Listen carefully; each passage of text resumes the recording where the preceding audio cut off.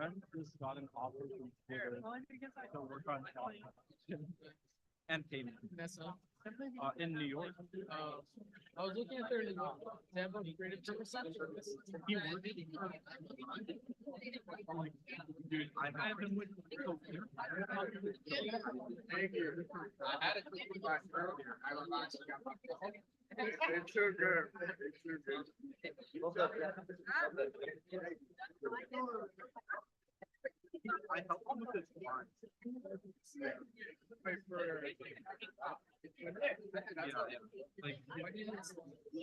he had to present something about a project.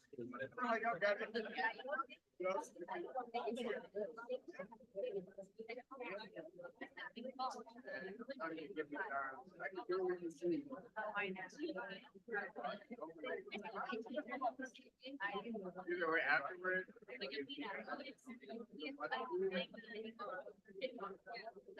That's what I'm saying. Yeah. Go get it, brother. Go get him.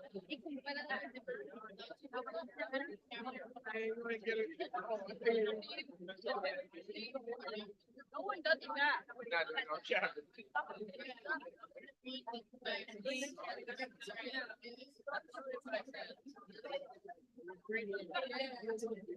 What's that?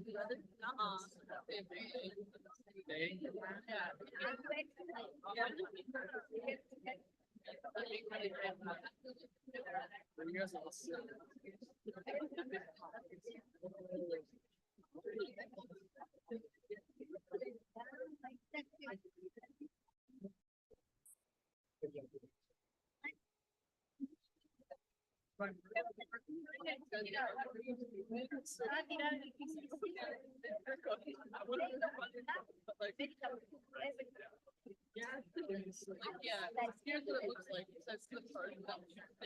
Eric.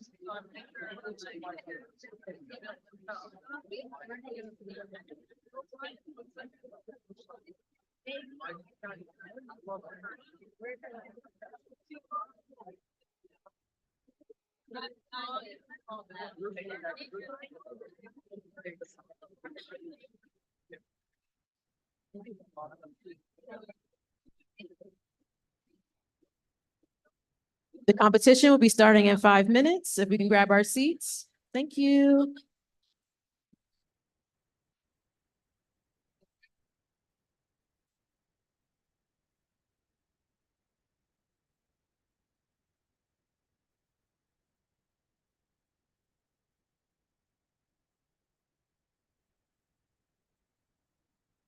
Okay, I was like, somebody just like, You're good. when you say front, do you mean the front row? Or do you mean the?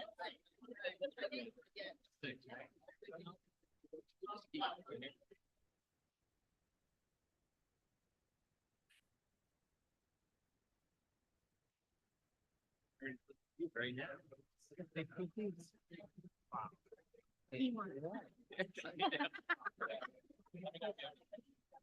Like the idea of putting in a piece of. Thank you. I'm experiencing a bias here. I don't know which one. Yeah, right. I didn't see the food bias. Was that on it? The appetite bias? Yeah. Dave, you wanna sit in the middle? No, no, no. Figures that way you can escape. I'm fine. Try to get out of judging with you. I just wanted to be in the audience and just watch. Yeah, Yeah, you can invite someone else. they won't let you do that. You're too big a No, player. no, no.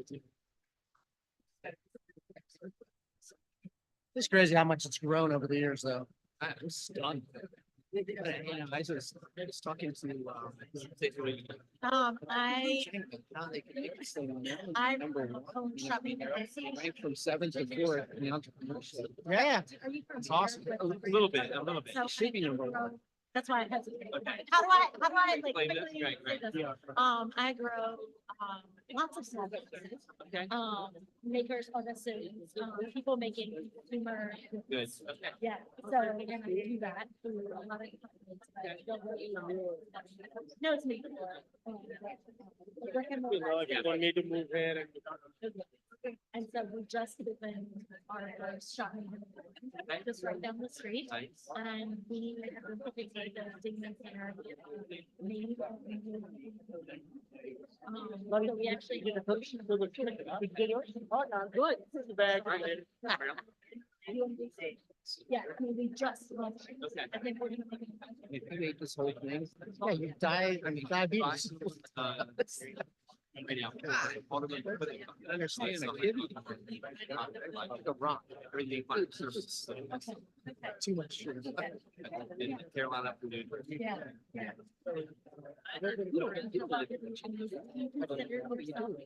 So I'm a. Right. Where you at? Right. Okay. It's not much easier to get here.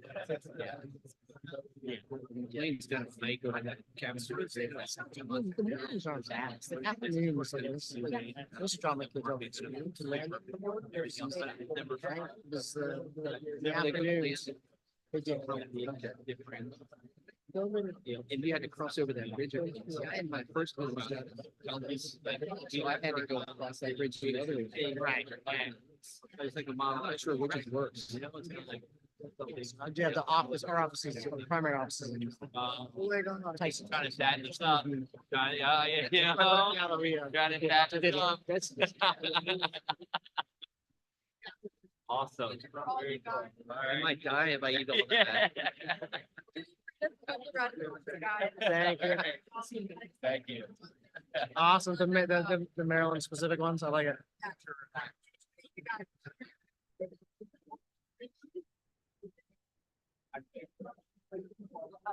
Take it home, yeah. It's not helping with my plan to lose a few pounds.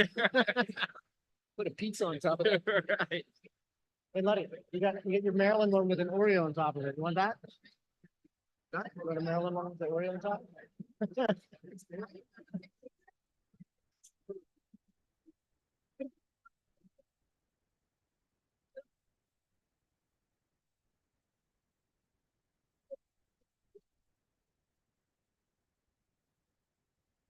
Hey, how you doing? Good. I'm Rick Rudd. Hey. I was with up to see you. Oh, yeah. Founder. Oh, yeah, yeah, yeah. Awesome. Come back here. Oh, I will. I keep telling you. I got some good small names. Oh, I'm sure we all do. Way back when. Oh, yeah. My first introduction is when he sent me a cease and desist letter for hiring one of your employees. Oh, yeah. And then we got family together. We geeked out and stuff Yeah, yeah. back then. Oh, yeah, yeah, yeah. You ever knew CT days? I think I've met him. Yeah, I think I've met him. Yeah. Are you still? Yeah, I'm still at CW with Luddy. So I still run engineering products. You were, I don't know. 1.1. Co-founder was me, Reggie, Chuck. There was another, Dwayne Sy was also there. I missed you. Yeah. Yeah. We were just complaining about Chuck. I've been watching everything. This is neurotic. This is neurotic as that. He went there, he went about marketing. Yeah.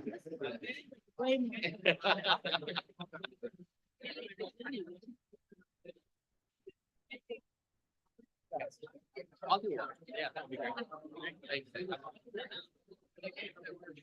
Our judges and Sweden. Both really want to be good. Which. Right. Who's,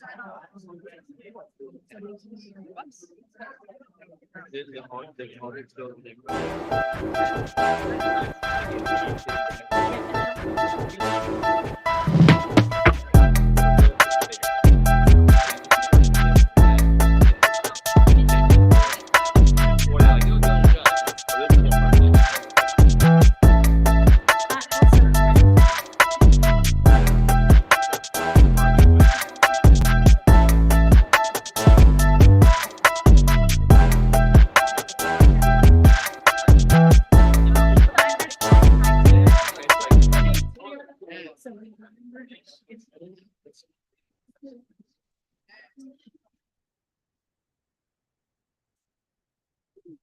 Thanks. Can you hear me out there? Yeah. Hello, everyone. Welcome to the Pitch Dingman Competition 2024. My name is Mike Hoffmeyer. I'm a Managing Director at the Dingman Center at the Center for Entrepreneurship at Robert H. Smith School of Business. We're so excited to be here with you tonight, supporting the top student and alumni entrepreneurs across Maryland. Final round of our signature annual venture competition. First off, I'd like to thank our generous sponsors who make this competition possible. Thank you to David and Robin Quattrone, Joan and Chester Luby, Parsons Ventures, Matt Fishinger and the Fishinger family, X-Foundry here at UMD, the Robert H. Smith School of Business, and the Alumni Association at the University of Maryland, Amazon Web Services, ShopMate in Maryland, Soma Capital, and Clerky. Thanks to our sponsors, we can offer more prize money this year than ever before. Tonight, we'll see 10 finalist teams pitching for their share of over $170,000 in cash prizes, and another $130,000 in in-kind prizes. That's a total of $2,000 in total prizes for pitching, most ever.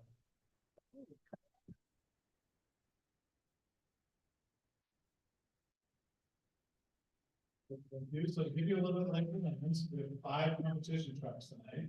The Main Street track, the David and Robin Quattrone Tech track, the Joan and Chester Luby Idea track, the All Stars track, and new this year, the Alumni Pilot track, in collaboration with the UMD Alumni Association. So today is not just about startups or competition tracks or even money. Today is about strengthening bonds in our ecosystem and weaving a tighter fabric of support for entrepreneurs of all ages across Maryland. Our partnership with the Alumni Association and the 12 universities across the university system of Maryland enables us to weave this tapestry and strengthen our entrepreneurial ecosystem statewide. The University of Maryland is a great place to launch a venture.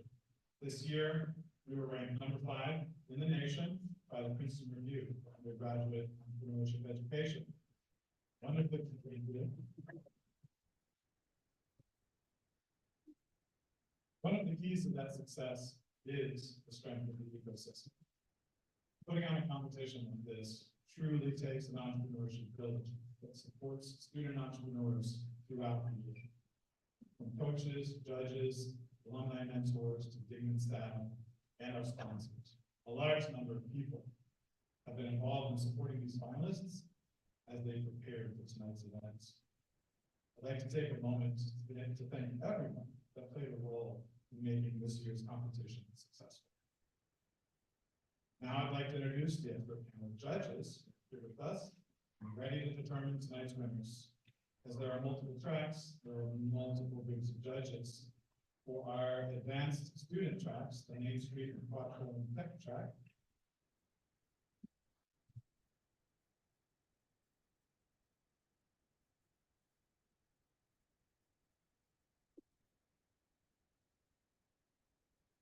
recognize Chris Ballinger, founder and CEO of Tech Strategies, William J. Fishinger, chairman and CEO of Gramercy US Holdings, Vishal Kara, founder and managing director of Kara Ventures, Tom Parsons, president at Parsons Ventures. Stacy Price, co-founder and chief localist for Shopmade in Maryland.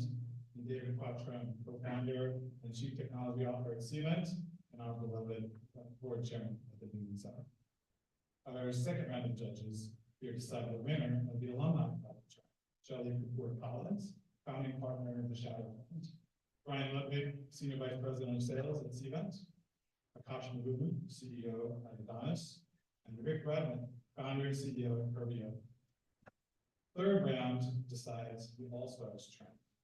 Harry Alfred, co-founder of Hundred Ventures, Alex Castelli, managing partner of Emerging Industries at Point Resnick, Sarah Miller, vice president of economic developments at American Development Company, Paul Mudahar, co-founder and CEO of Bobtail, Marcus Proctor, executive director of Innovators Progress, and Brian Swan, vice president of enterprise data risk at Capital One. A mix of these judges are working overtime today, and we're also the judges for the General Chester with the idea track, which we walked through earlier today in Turktown. Thank you, judges, for your support of these student entrepreneurs. There are many folks to thank today. So to recognize a few more, I'd like to invite Lottie Byram, Assistant Director of Community Programs at the Dingman Center, on the stage.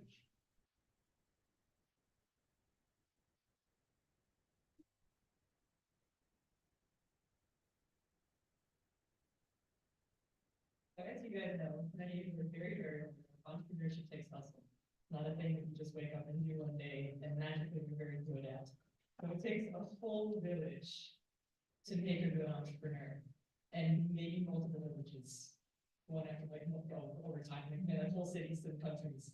So our student founders have been working on these businesses over the last several months through acceleration workshops and one-on-one coaching with pitch coaches. And I'd like to give a special thank you to all of these coaches who help prepare our student founders for success. So here you see the coaches on top who spent some like extra dedicated time with them, and then our boot camp speakers on the bottom. So thank you to all those people for everything you've done.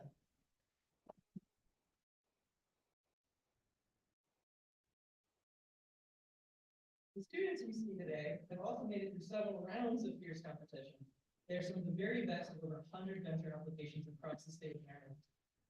Depending on the track, they've gone through different trials and rounds, but everyone had to go through round one, where a passionate group of judges narrowed down the original pool to select those at the top of the track who move forward.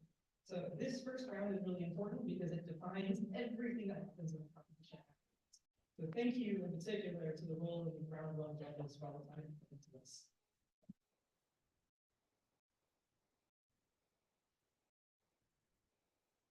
And last month, a couple of the tracks, particularly the student tracks, Quattrone Tech Track and Main Street Track, they went through a round 2 semifinals to further narrow down the pool. And these were chosen by another group of expert judges. So thank you for you as well. I just want to make sure that you were recognized here too tonight.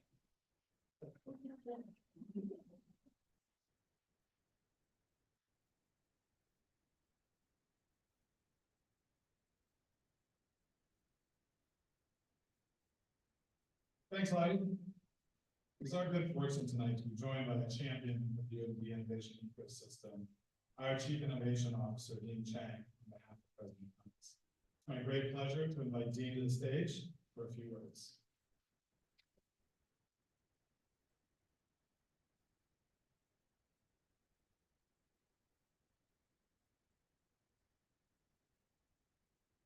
All right, thanks, Mike. Thanks, Lottie. I can't tell you how excited I am to see everybody here. It's first of all, let's give another round of applause to the Dingman Center team and the alumni association. It's a fantastic event. And I see some old and new friends on the judging panel. I'm just very excited to see all the faces here. So I want to welcome everybody, and I want to take this opportunity to brag a little bit about the University of Maryland, if that's okay. So first, so a lot of you know this, but it's worth repeating. Last fall, for the first time ever, the University of Maryland was named a top 5 school for entrepreneurship by Princeton Review and Entrepreneur Magazine. So to give you a sense of our history, which is really makes it even more remarkable an achievement. In 2011, the University of Maryland was unranked. 2012, we broke into the top 25 for the first time. We stayed there for 5 years. And then we broke into the top 10, great accomplishment. We stayed in the top 10 for 8 straight years until 2024, when we were named the #5 school in the country for entrepreneurship. #1 Mid-Atlantic, #4 public, but #5, top 5. That's a pretty awesome accomplishment.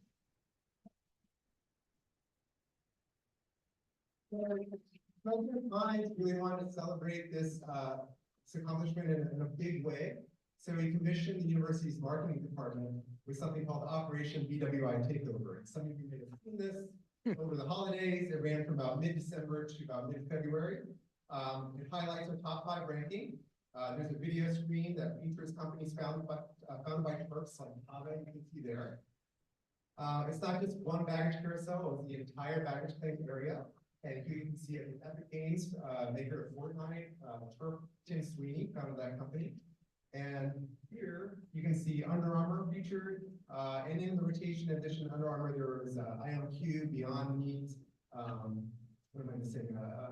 Google and SiriusXM, all companies founded by Turks. So just could not miss it. A bold statement, very eye-catching, pretty awesome. Unfortunately, it ended in about February, so it's not there anymore.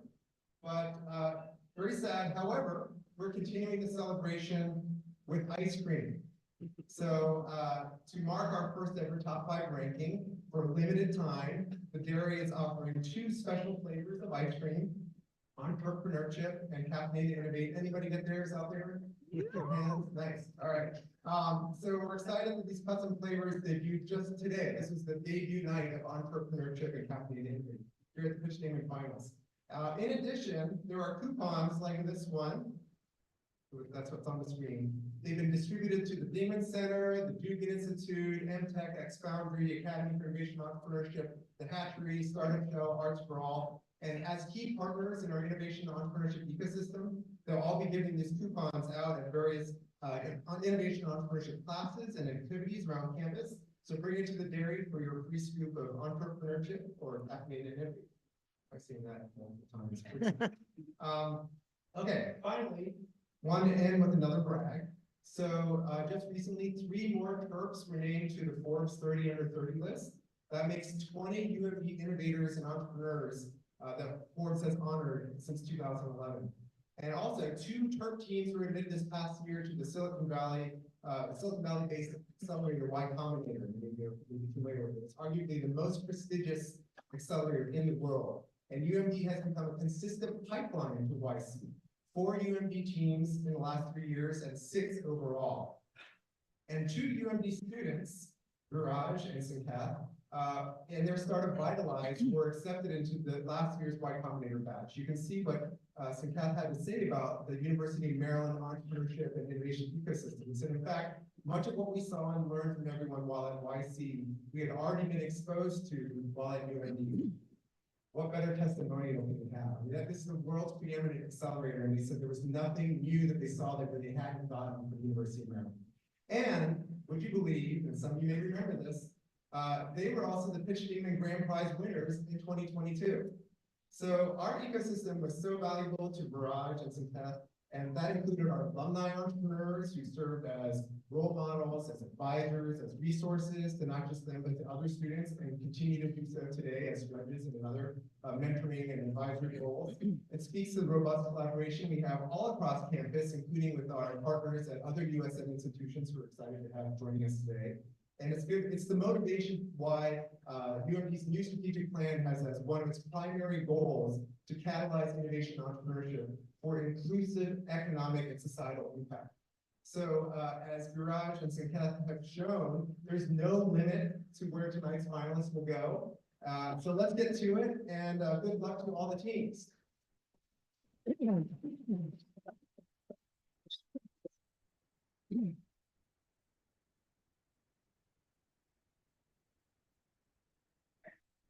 Roland. So, I'd like to introduce our host of this evening, Director of the BSE program and distinguished entrepreneurship professor of 20 years, Oliver Schalke. Good evening, everyone. Thank you, Laurie. Yes, I'm here for 18 years. The good news is I have way more friends than I started with. You know, everybody's coming back and I know the faces now. Thank you. This one track, and for 30,000 grants. We've come a bit of a way since then, since you heard it was 170,000 just cash prizes. And since then, we've seen over 400 ventures pass through these gates, and given away over $600,000 in prizes. Nearly 80% of these finalists are still in operation, which is pretty cool. Exciting. Yeah. And just for those of you curious, there was no tuition money hurt in the process of putting up this event. This is all outside donated money. So I know some students go, oh, where does all the money come from? Yes, this is what you do when you graduate and you're successful. You come back and you love this place and you feel warm and cozy. You give back. And that's how these events come together. Yes.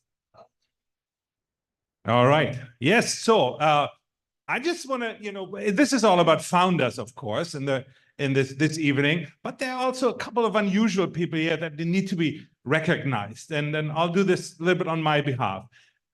We need to recognize all the students who were told that for 10 extra points, they have to show up here, take a selfie. They are the students who finish a homework just for doing this. And those are the important members here because many of them, and if you go and look at our history, many of them showed up here and said, well, I didn't want to go here. I've just got a t-shirt. And then they realized, man, I talked to this person and I thought this is a cool idea. And I think I should do this myself. And those are important people here in the room. There are other important people in the room, maybe alumni who are not entrepreneurs yet and think, man, this is actually something, my corporate job is not what it used to be. Maybe I come back. Maybe I join this crew here. Maybe I get inspired by the Terps around. There are other entrepreneurs who are in the room who don't even know that they're entrepreneurs. Those are those who work in large organizations and talk to their bosses and say, what we're doing is so boring. We got to change it. Can I start something? We call them intrapreneurs. But they're part of the ecosystem too, because they have a network already. They can start right away, and they're part of this amazing community here that we can have. Wow, and the most important, Lottie was talking about $300,000. Basically, this year we are 50% of what we've given in the years before, right? Money is one thing, but I think one of the biggest gifts to all of the entrepreneurs who are going to be on stage is the fact that all of you are here and you're paying attention and you get a workout for your clap muscles because that's going to happen a lot tonight. So this is the important thing. People see that other people care about what they're doing. Everyone who is an entrepreneur, it's a lonely path at the beginning. You're happy if you have a friends to tag along. Your parents love you, whatever, I know, but it's a hard road. And this community is the friend you may not have yet. It's the co-founder that you may have not yet, but this is the group that is here for you, that is warm. The fact that we have so many alums coming back, and I tell this to my students, when you leave here, you see it's a cold word out there for entrepreneurs. And that's why we all love to come back, because here it's warm and cozy, and I see the judges got cookies already, so it can be even better for the evening. So we're gonna have a packed program, and those of you who know me, they gave me a time limit, which is necessary, so I don't go off script here, and I have a script. So let's get to it. We have our first track. The first track is called Main Street. Main Street means these are businesses whose growth path is not designed to scale up crazy, but it's going to grow organically. Main Street, we can think about real businesses that sell something we can see and eat and grab. And so we have even 4 awards already for this group. The Audience Choice Award is available.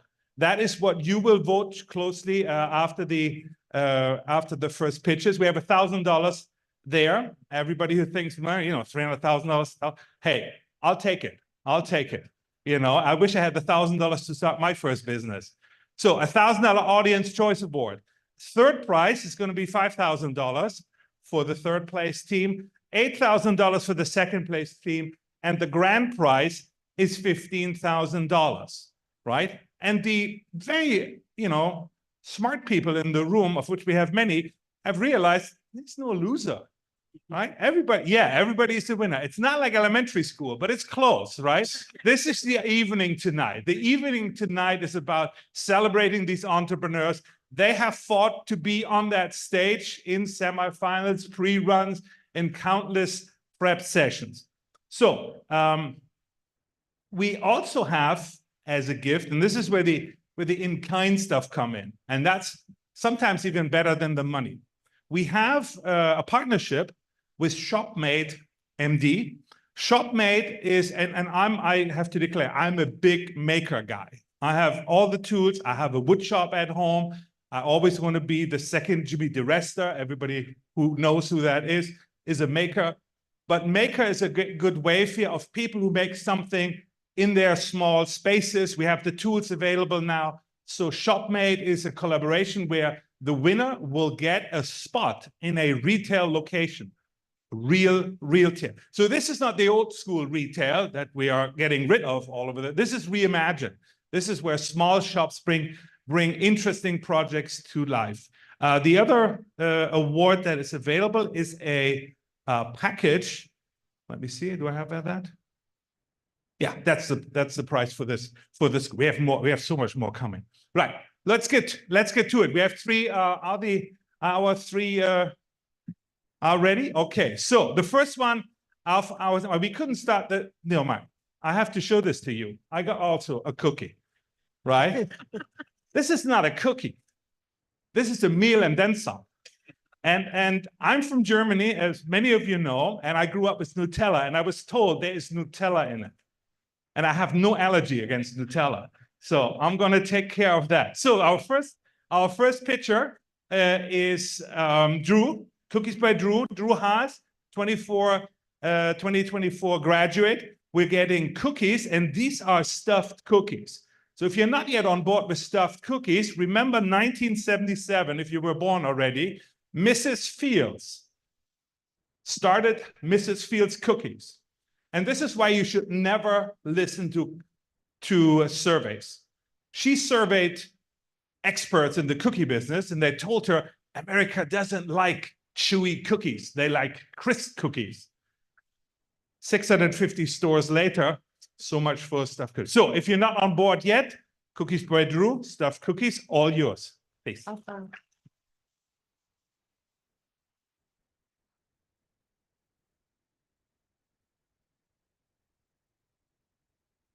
All right, hello everyone. So ever since I was little, sorry. Awesome, okay. Ever since I was little, I've always loved to bake. I love the smile it puts on other people's faces, the way it makes them feel. It really just warms my heart. I've always been passionate about baking ever since I was little, and I'm super confident and ambitious, which is how I was able to turn a small hobby of mine, to something I want to do for the rest of my life. Hello, everyone. My name is Drew Haas. I'm the CEO and founder of Cookies by Drew, and I'm so excited to tell you all about my business today. So I started my business in June of 2019 with my mom and my grandma, and I would still work alongside the both of them. I wouldn't be where I am without the two of them, and we really just want to inspire others to go after what they believe in. So throughout life, there are a lot of ups and downs, uncertainties. You never really know what's going to come your way. But one thing that's extremely consistent is food. And I'm a big believer in good food and in connecting people, which is why my mission is to really help people come together with our cookies, which is why I love helping people celebrate birthdays, events, anything you name it, it speaks to my heart. So what makes us unique is we specialize in customizability. And we do weddings, bar and bat mitzvahs, birthdays, really anything you want for any kind of event, we can make happen, which makes us a special and unique company. So when looking at our business model, we sell business to business and business to consumer. So business to business, we sell to several different retailers all through the DMV area. We also sell in New York City to Butterfield Market. We also sell to our consumers through shipping and local pickup. So I would like to ask a question in the room for everyone, if they could raise their hands if they like a chocolate chip cookie. Awesome, I love that.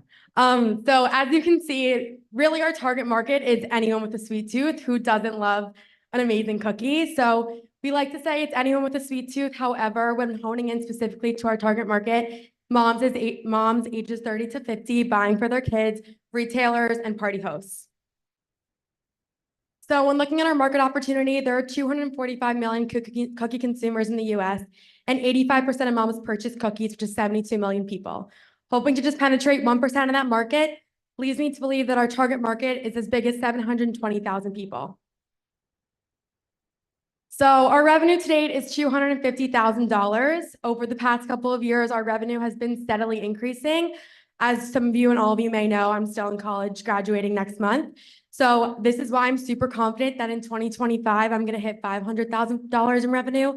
And in 2026, hit $1.2 million. I'm gonna be able to give this business my 100% and 24/7 commitment, which is why I'm confident that this is possible. So when looking at our financials, it costs $2.46 to make a cookie, and we sell business to consumer for $5.50 and business to business for $4.67. This leaves our profit margin to range from 47% to 55%, making about $3 a cookie. So our traction today has all been organic traction. We have 28,000 followers on Instagram and 105,000 followers on TikTok, just from working with Instagram influencers, TikTok influencers, and collaborating with people with millions of followers. We also were featured on NBC News in March of 2021, which was an amazing exposure for us. So when looking at the timeline with $15,000, I hope that in the rest of 2024, I get to be in a bigger commercial kitchen to make more cookies, use that money towards paid advertising. In 2025, get a food truck to reach more demographics, optimize our website, and in 2026, hopefully have our first Cookies by Drew storefront.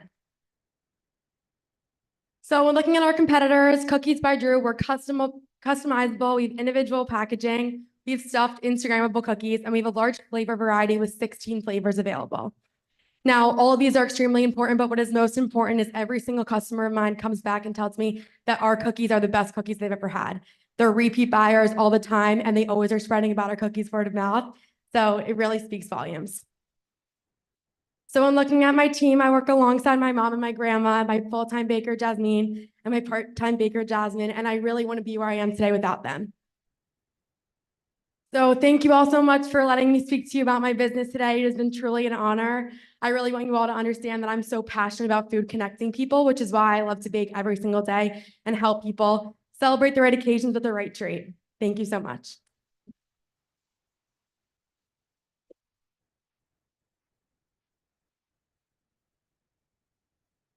We have 4 minutes for the judges to ask questions.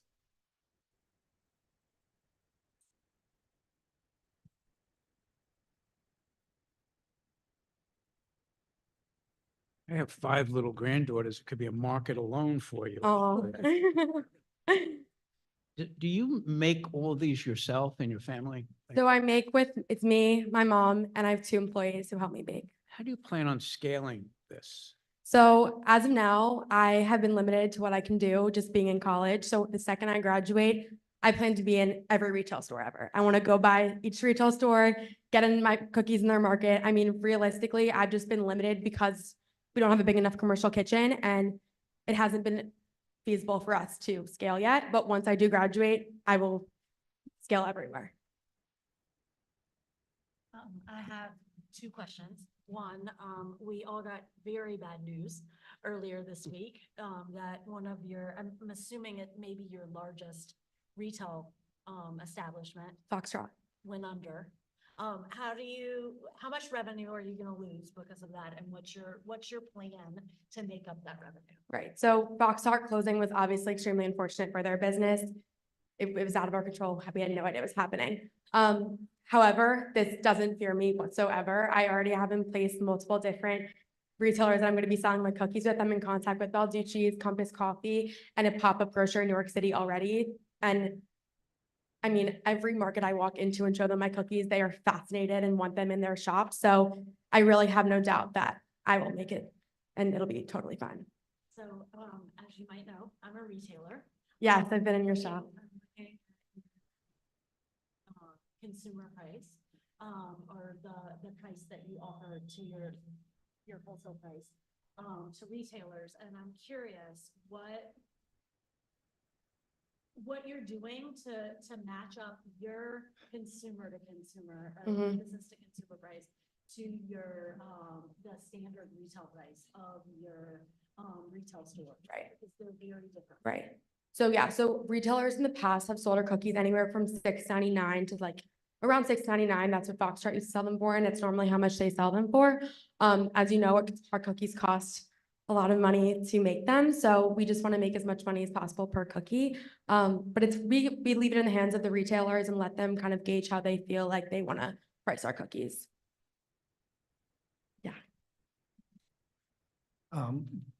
Drew, fantastic job. Thank This you. is tremendous to get this kind of revenue stream already, and you haven't even graduated Thank yet. you. I appreciate it. I'd love to eat one of these cookies, but I don't think I could digest it tonight. Tell me a little bit what's your challenge in marketing to the retailers, and what's the biggest thing you need to overcome in getting into it? Marketing to the retail. Honestly, whenever I walk into a store, have a meeting with a retailer, show them my cookies, like their initial reaction is just, they're blown away. They can't believe how big they are and colorful they are and stuff they are. So the only challenge that I've really had to date is being in college and not being able to devote my 100% time towards it. I haven't been able to get a bigger commercial kitchen yet. I've been limited to how many retailers I can sell to. So I'm just ready to graduate and go into every single retail store and show them my cookies and push that, because I know that once people see them and they see how great they are, and when you taste them, I mean, all my customers rave about how our cookies taste and the way they're customizable and all that. Yeah. Do a great job. Thank you. Quick question for you. As you scale with the Yes. projections that you had, what does that do to your profit margin? Do you have any economies of scale as you grow to get more profitable? In terms of my profit margin, I think that it would just, hopefully, as the more we make, the bigger, like the less it costs to get all those ingredients and stuff, because we're making more. So hopefully the profit margin even just gets bigger as we go on. Great job. All right. Okay. Thank you all so much. I really appreciate it.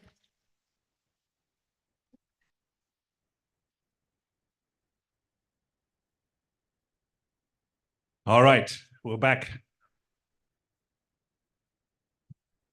All right, for all of you who have a dirty car, this is for you.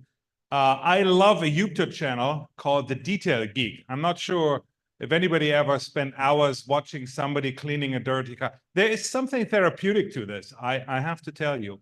So that's a Detail Geek. He's a Canadian guy. We have the advantage to have the Detail Uber Geek here. Our next pitcher is James Dawson, graduating in 24. He's back. He was here before on Dingman with a amazing product. He might tell you even about it, but it was a heel protector for your car. You know, this thing where you get your carpet healed through. He invented this. So he's going to be the pitching about the best mobile detailing business in the DMV. James, all yours.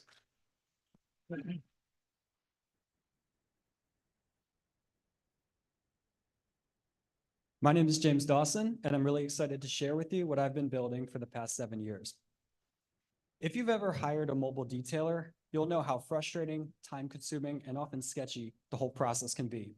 You search the web for some detailers near you, and this is what you find. Generic templated websites that often give the impression of fly-by-night businesses that have some contact information, and your contact information is going, who knows where. The type of websites where you wouldn't even feel comfortable buying a t-shirt off of them, let alone spending hundreds of dollars trusting somebody with your precious vehicle. But this is what everybody's doing, and so you have to go with one of these companies. And then you have to decipher what their packages are. Every company's got their own packages with confusing industry jargon and hidden upcharges. You don't know if you want chemical decontamination or clay bar treatments. All you know is that your car is dirty and you want it to be cleaned up. After picking a package, now it's time to book. And booking a detailer is often harder than booking a flight because you have to play phone tag and email tag, and there's a ton of back and forth, and you better hope it doesn't rain, because if it does, you have to do the whole process again. Finally, here comes your knight in not so shiny armor in the unmarked white van. You get somebody with not enough experience that they should have to be working on your car, delivering you so-so results. And if that inexperience leads to damage in your car, you're stuck holding the bag because they do not have business insurance. This lack of legitimacy and sophistication from a business standpoint is rampant in our industry, as evidenced that by 50% of our competitors don't even accept credit cards. This is a huge deal for customers like Rob, who had to go through 4 detailers before finding me. Now he's a monthly client. I've been professionally detailing cars for 7 years now. I've built a reputation as one of the most reliable, trustworthy, and high-quality detailers in the state. I've personally trained with one of the world's best detailers, and I've serviced over 1,200 clients from NBA superstars, famous musicians, politicians, and more, as well as everyday people like you and me. And what I'm doing is I'm bringing my unmatched experience to more people by building modern and scalable infrastructure. Because I understand that you can't look at the detailing services in a vacuum. Everything surrounding the service, from the customer discovery to the quoting process, to the booking process, to the ability to book recurring details, is an essential part of the experience that is being overlooked. And that's why I've been working with a software development team for the past year to build out this infrastructure. And here's just scratching the surface of what this looks like, such as a price quote calculator, where you input the make and model of your car, the condition that it's in, and instantly you get a price quote. And in one click, you can book custom duration for your time. Not only is this great for the consumer, but it transforms the business and enables expansion because it reduces my overhead by about 45 minutes a day of this repetitive phone and email back and forth. And these benefits are multiplied for every employee that I have. Some of it too is just great for marketing, like our dynamic before and after slider, which is surprisingly fun. So we're entering a transformational period where I'm going from working in my business to on my business. I have 3 times as many customers as I can service myself. So it's time to expand by hiring detailers with a proven track record and experience of delivering great results. We're offering competitive pay, competitive benefits, and paying them as W-2s, not 1099s or under the table like many of my competitors are doing. Our services have already surpassed the competition in terms of quality. I could talk for about an hour about specifics, but here's a great example. We're the only detailers in the area that wash with deionized filtered water, which eliminates the chances of scratching during the drying process, as well as eliminates the chances of water spots. I've made $130,000 while being a full-time student. I have $25,000 of detailing equipment and a mobile truck, as well as 250 active leads per month, which is enough demand for 3 additional full-time employees. Each employee would generate $120,000 a year in additional revenue. 65% of my clients book at least once per year, and pitch Dingman funds would go directly towards expanding the fleet and expanding the equipment, because if you have 2 detailers, you need a second truck and you need a second set of equipment. We plan to make this expansion in summer of 2024 with an additional 2 detailers in spring of 2025. With 4 detailers, our projected revenue comes out to $450,000 by 2026.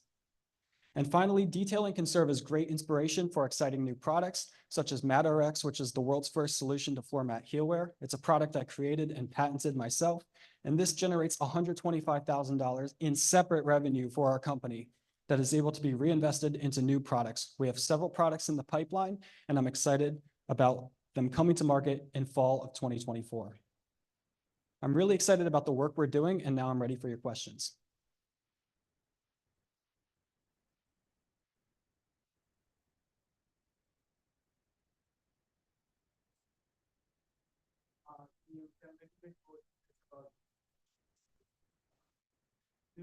What kind of training are you providing to your employees so that they are as good as you?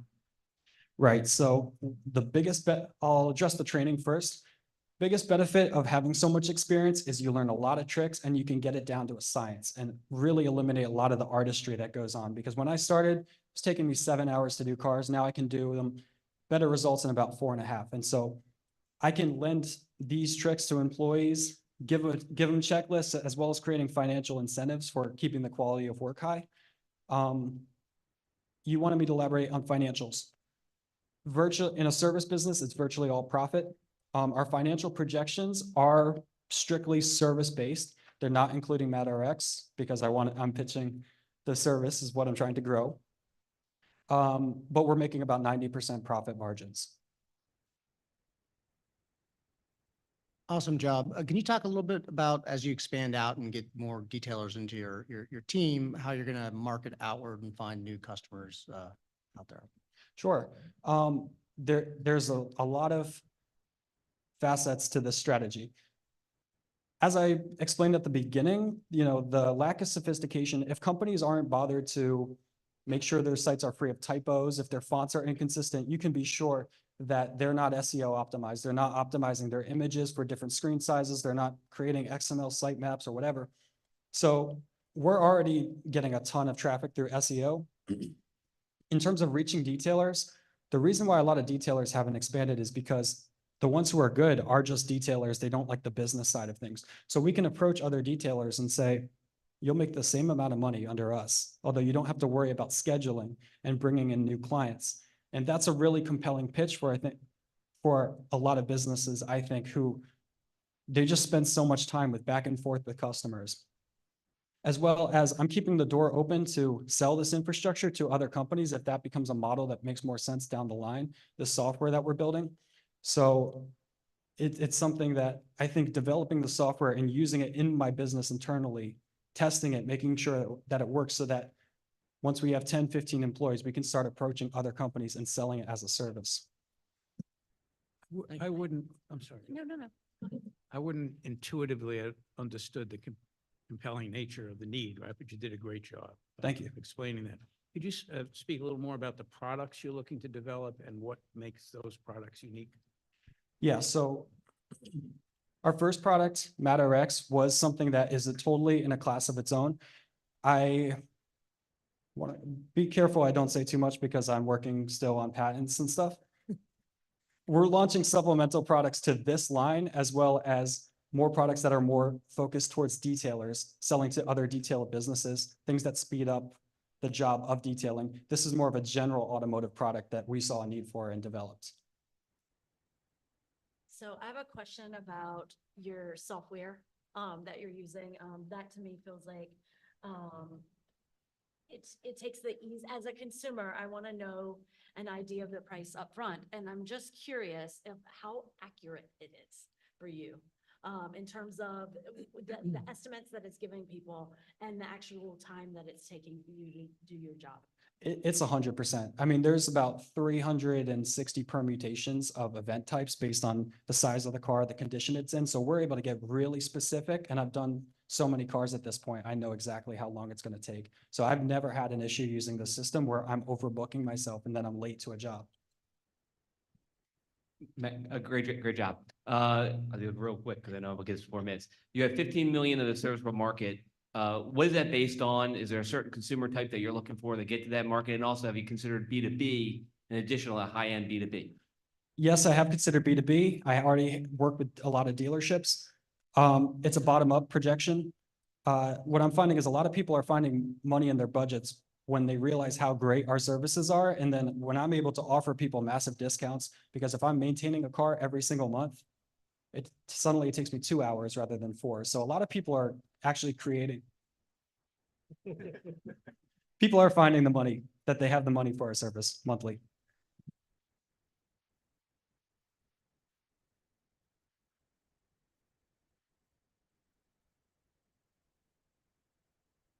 I actually wanted to buy an MP3 player and record the Oscar music and then slowly let it come in. All right, we have our third round.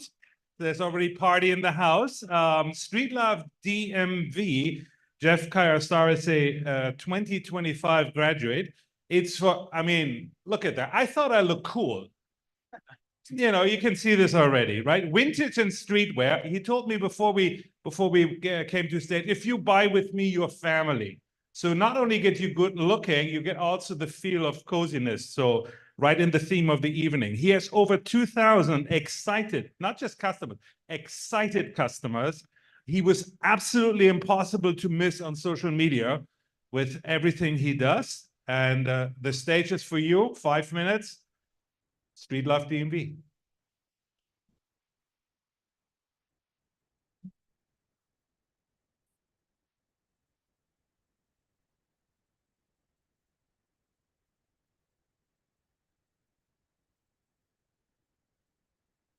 Have you ever had a hard time shopping for clothes you wanted? Well, meet Mike. He's your average UMD college student, and he's looking to shop for streetwear and vintage clothing. Now, Mike tries going to the mall, but it's not easily accessible, and he can't find a store to match his unique style. So he tries going thrifting, but it takes him 2 hours just to find one piece of clothing he's interested in, and he has no idea how to style it. Now, Mike is not alone, and for millions of college students, there needs to be a more efficient way to shop for streetwear and vintage clothing. So what if I told you I found a way to capitalize on the fast-growing, multi-billion-dollar secondhand clothing industry by taking 2 hours of shopping and turning it into just 10 minutes? Well, this is the solution. This is Street Love. Hi, I'm Jeff, and I'm the CEO of Street Love, a curated streetwear and vintage clothing store using our years of proven customer data to curate the perfect clothing for our people and turn a 2-hour shopping trip into just 10 minutes. And we love to say, when you shop with Street, you're joining the family. Just look at the thousands of customers just like Mike who have shopped with Street Love and had a great experience. Our target audience is young adults and college students in the DMV interested in our unique streetwear and vintage clothing. And we've reached them directly with 2 ways. In person, where we've done pop-up shops at colleges and events all across the DMV, and online, where our social media marketing has generated millions of views completely free with $0 spent on advertising. In just 2 years, we have been able to generate over $85,000 in revenue with a great profit margin, and all this by myself, completely self-funded as a full-time student. We have been recognized by Forbes, the White House, and Vice President Kamala Harris. Our secret to success has been our mixed marketing technique, where in person, we featured at 70 different pop-up shops to reach our target audience directly and have 10 more lined up for this year alone. And online, our social media marketing has generated over 3 million views with 20,000 total followers for completely free. We have sold thousands of clothes with our winning business model, where we buy clothes for an average cost of $7 from bulk wholesalers and consumers and sell for an average sale of $30 for a gross profit of over 300% per item. And we sell 60% online through our social media and 40% in person through our pop-up shops. And based on our traction, we are confident that we will do over $85,000 this year and over $500,000 total in the next 2 years. Street Love is dominating the competition through our use of data and social media marketing. We use our thousands of proven customer data to curate the perfect clothing for our people. This has allowed us to have a higher customer retention rate and higher profitability than any of our competitors. In addition, we have unique product offerings and styling that offer convenience, accessibility, and efficiency that our competitors don't. And our social media marketing has generated over 3 million views with over 300 active leads a month completely free. And lastly, I myself am an industry expert with 5 years of sales experience, 7 years of experience with streetwear and vintage clothing, and sales and marketing advisory from successful entrepreneurs. When we win this $15,000, we will be able to use it instantly to generate over $50,000 and see a 260% return on investment. We will do this by investing in our winning products backed by customer data that we can sell for a great profit. We will invest into our winning marketing strategy by taking our 75 experienced brand ambassadors with a combined following of over 6 million people to multiply the results we've achieved on our own. We will invest in technology to increase our online presence. And lastly, an effective customer relationship management system to increase our retention rates, listen to our people directly, and make data-driven decisions that will drive our future growth. Now, this is the first Street Love family led by my dad. He taught me entrepreneurship, how to connect with people through business, and he inspired me every single day. But unfortunately, my freshman year, he passed away unexpectedly. But even though he's gone, I've been using the skills that he taught me every single day to build a new family that I know he would be proud of. My name is Jeff. Thank you for listening. And say it with me, folks. When you shop with Street, you're joining the family.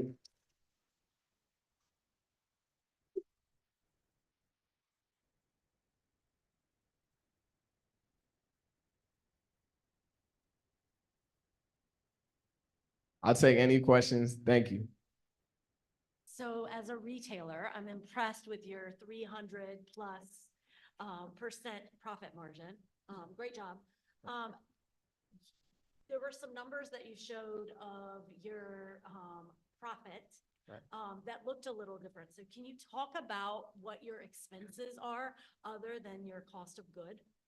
Yeah, that's a great question. So we have been able to maintain great profitability with our company, and our main expenses are our product. But besides that, we also have spent money when it comes to our in-person events, whether it be a vendor fee or presentation. We're very interested in increasing our customer retention rate, as we know it is cheaper to sell to somebody who you have before than acquire a new customer. So a lot of that will go into the in-person pop-up shops, presentation, and enhancing our customer experience overall.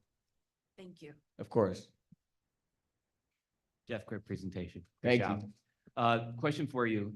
In your one-page executive summary, you talked about buying in bulk from suppliers. Right. First, how do you keep them from doing what you're doing? And secondly, can you talk a little bit more about how you cut that 2 hours down to 10 minutes? Is it an algorithm that you use in your software to sort of sort out that individual customer and what they like, or how does that work? Right. That's a great question. So in terms of our bulk suppliers, these are people who have thousands of clothes that they've curated over years and years, and they don't want to do the heavy lifting of the social media marketing of the pop-up shops, which is why they are comfortable still getting a great profit and selling to me directly. So that's how we've been able to do what we do and how we don't have to worry about our suppliers doing the same thing. And in terms of cutting down the 2 hours into 10 minutes specifically, as I mentioned before, as a college student looking to shop for streetwear and vintage clothing, when you go to the thrift store, you could spend 2 hours just to find one piece of clothing that you're interested in because you're looking for a specific style. And where Street Love capitalizes is we offer a curated selection of streetwear and vintage clothing that you're already looking for. And that's how we're able to cut down that 2 hour time into just 10 minutes. Where with our products, we're curating them based on our customers' past shopping data when it comes to brand, size, and style. And that's how we're able to consistently have an efficient shopping experience, as well as sell out of products that we know our people are interested in. Thank you. That was a great job, by the way. Thank you. How are you collecting that data? So that's a great question. When a person shops with Street Love, we keep track of their name, their contact information, as well as what they purchased related to price, size, style, and brand. And we keep this in a detailed spreadsheet. And so when it comes to curating our new collection of clothing, we can look and see that our black Nike hoodie has consistently sold for $40. So if I go out and get a gray Nike hoodie for $40, not only do I know that it will sell again based on our past data, but I also have a direct way to contact that customer who's interested in that product. And that's led to our high customer retention rate. Can you tell a little bit about your brand ambassadors? You mentioned that in one of the slides. Who are they? How do you recruit them? What kind of money, or if you pay them anything? Right. So we've been able to generate millions of views on our products and generate revenue completely free just on our own by building a genuine community around Street Love that people want to be a part of. And when looking to expand with these experienced brand ambassadors, these are people who have made revenue generating content, interested in streetwear and vintage, college students and content creators just like me who are ready to join the team. And so we would be paying them. In exchange, we would be able to multiply the results that we've already achieved on our own and increase our market exposure and revenue overall.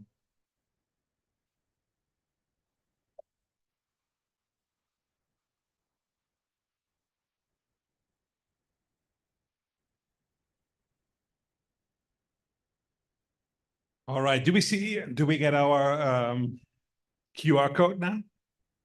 All right.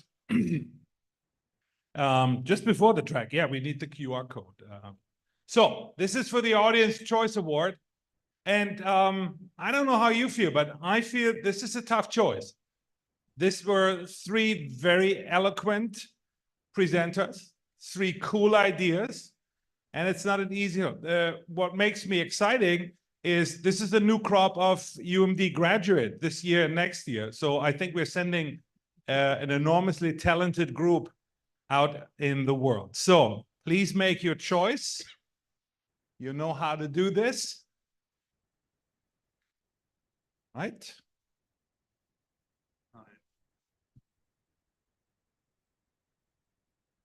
And while you have your phones out there and already voted, there are just a few things that are actually allowed to do with the phone. Yes. If you're looking at things and it says turf talents because you didn't vote at the showcase, so you might just have to hit next. The voting for turf talent is already closed, so it doesn't matter if you select someone, but you might have to next to progress it. Sorry. All right. Everybody's finding that, right? Just a quick words here. While you're having your phones out there, usually, we don't want to have the phones out there. Now you can. Here are a few other things you can do while you're on your phone and in this room. Find our pictures on social media, if you have something like social media for the older generation, right? But there's some sort of social media. There's at least LinkedIn. Reach out to LinkedIn. Follow them, subscribe them. More importantly, buy stuff. Don't forget about this. Don't be that friend that wants free stuff in the first 3 months of the startup business. That's what friends do. Friends buy cookies, get their car detailed, get dressed up over and over again. And then in 10 years, hopefully, the free stuff will come. All right. So do it. All right. We are now going to the David and Robin Quattrone Tech Track. According to ChatGPT, generative AI was the most important topic this year in the tech world.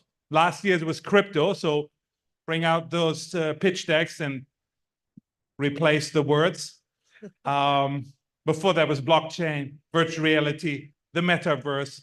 All of that is changing every year. But the one thing it actually doesn't change are people who know how to do this and turn this into a business. So what that's out there in our next round, we have 3 prizes. Well, we have an Audience Choice Award again. So that's coming. We know this now. We have to skip the first one again, right? We have a third prize of $5,000. The second prize is $10,000.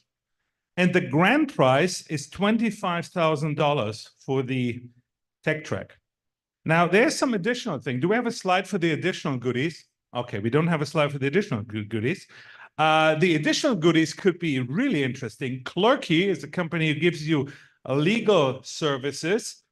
And according to what I read, it's a lifetime legal package. I'm not sure what that is, but this could be valuable. I know a lot of people in court right now who could use that.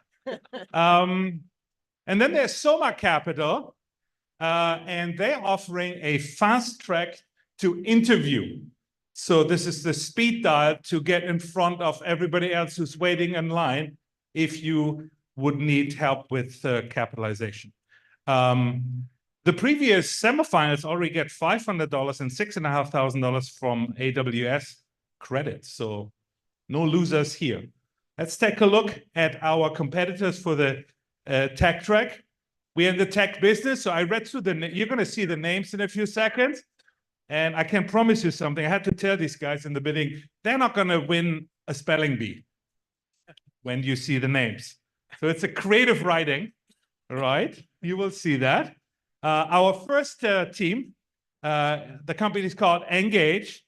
I have Rodrigo Sandin and Mary Brodsky who are presenting this to us. And the tool that they're having is something, you guys remember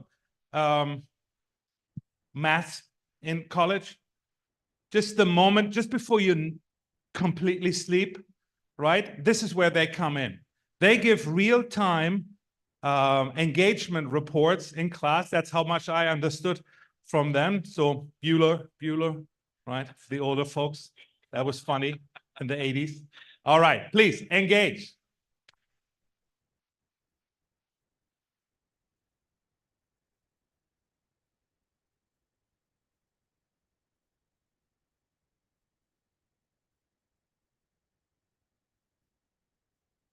It's something about the second derivative, but you did not understand, and you're about to be lost for the entire proof. But when the professor says, Okay, this makes sense. you just stare back. 70% of students are afraid to ask questions in class. 70% of the class, the professor has no information on. One professor called the worst of this the deadly silence.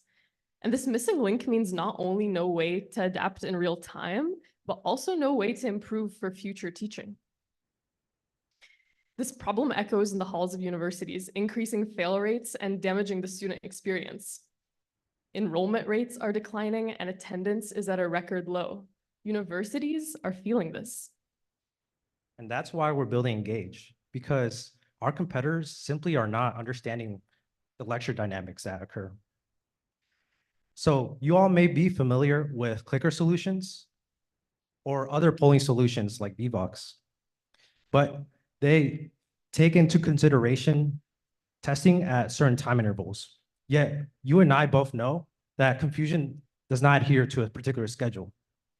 Secondly, our competitors fail to have clear confusion alerts for instructors, meaning instructors have no way of knowing when their confusion arises. So crucially, our instructors don't know what they're doing. So as confusion is being leveraged, okay. This is not, okay. All right. Not. Keep going. And this student data input is not being leveraged. So we're building Engage, the first engagement platform that does not sync, that syncs lectures with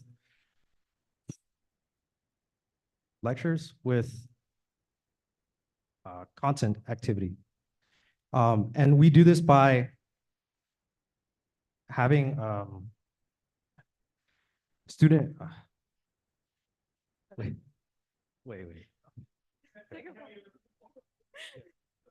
A conversation, you and I. So I'm in the class, I'm at this level, right? What does the instructor think? What's happening?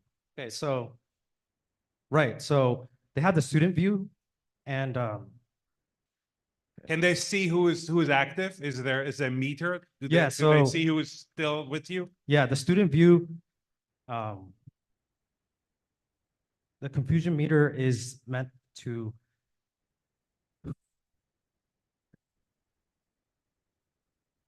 all right. Can I, I'm your teacher, right? Yeah. So you're sitting there, you're having trouble getting this. Do I change my lecture based on the data that comes from you? Do I ask different questions?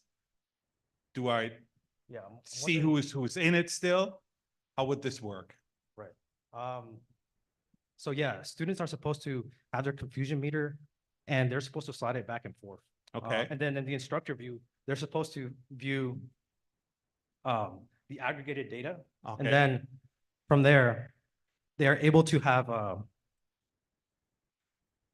so they can see who is still with me, right? Right. You can well, like boring. I lost you 5 minutes ago. Right. Super excited, and then the teacher can jump in and see. Okay, I need to change something here. Maybe I need to go to repeat. Right. That's important for us as teachers because we see people with phones in front of us, laptops, right?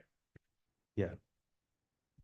Sorry, I'm wondering if I can redo my speech. Okay, and we're learning fast. So after doing about 20 course observations and 150 student surveys, we've learned how important it is to have hotspots where teachers can view student input and highlight. Those students are going to be highlighting. Their students are going to be highlighting parts of their lecture. And by having continual teaching improvement and improved academic performance, our universities are going to be enhanced via,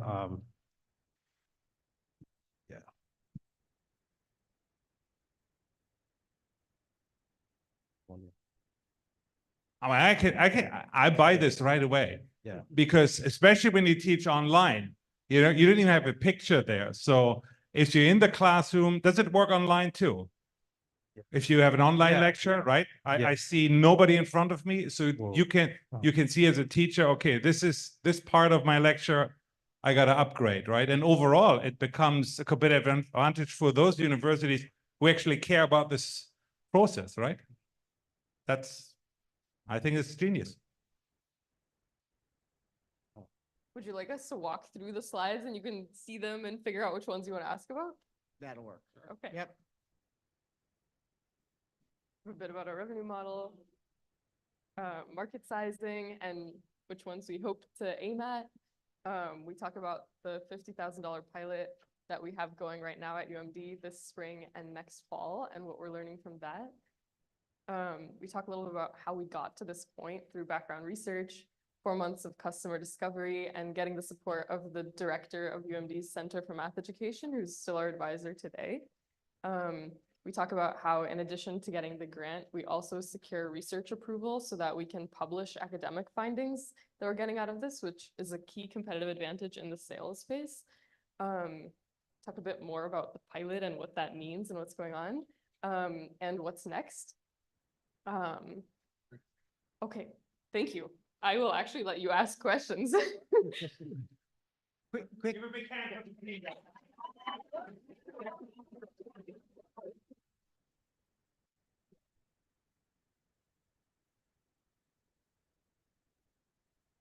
Very, very interesting idea. I can definitely see how the real-time data can be used and leveraged to improve the classroom experience. So kind of on how that application and content is delivered to the students so that they can give you that real-time feedback and that engagement information. Is it a dedicated device? Is it a software application that they're downloading to their own device, their own iPhone or Android or laptop?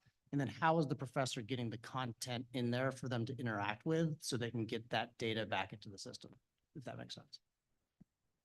Do you want to answer? Yeah, you go ahead. Okay. So one thing that we wanted to ensure is that it's part of the students' note-taking flow already. And we're seeing a shift in classrooms where students are starting to take notes on tablets, kind of like you guys are now on tablets during the judging.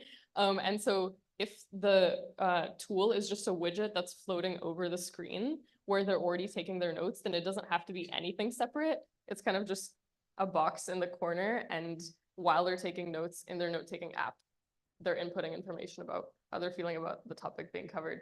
And for the instructor, that's aggregated. And one thing that Rodrigo highlighted earlier is that in real time, it's great because the instructor can adapt, but also that information is being saved in a way that can be referred to later. And it's synced to the lecture content. So the instructor can see, okay, maybe next time I'm teaching this, I should think about doing this differently, or maybe next class, I should review this piece because there were many questions at that spot. I have questions about the pilot. Mhm. So obviously this exists because students aren't speaking up within class. Are you guys finding that students are being thoughtful about communicating that information using the widget? Yeah, so how we've been finding that out is both coming and sitting in on classes, the 18 classes that Rodrigo mentioned, and then also running student focus groups where we've been asking people. So first of all, we're seeing how they're engaging with the tool that we're testing, and also we're asking them about how it's affecting their experience. And students are saying, like, this is helping me feel like I have more of a voice in the class. I'm shaping what's happening in lecture. We've been experimenting with whether students can see one another's input. So like, do we want students to know that the whole class is feeling confused or not? And we've been playing with all kinds of adjustments like that to see how it affects the student's experience. And how has it been with the instructor? I have taught at university before, and I was just thinking when that information would be valuable for the next lecture. I just wonder if if the instructors are able to shift in the moment and you know, walk off their plan. So we have a cohort of instructors who we call fellows, and they meet up and tell us how it's going. And again, we see what's happening in their classes. And so they've been addressing more questions in a class because they see the questions coming in, and they've also paused. And something we've seen happening is, like, for example, at the end of one class, they saw that the confusion was still high at the end of class. So at the start of the next lecture, they decided we're actually going to rewind a little bit to this topic because I noticed that even at the end of that lecture, you all were still like somewhere else.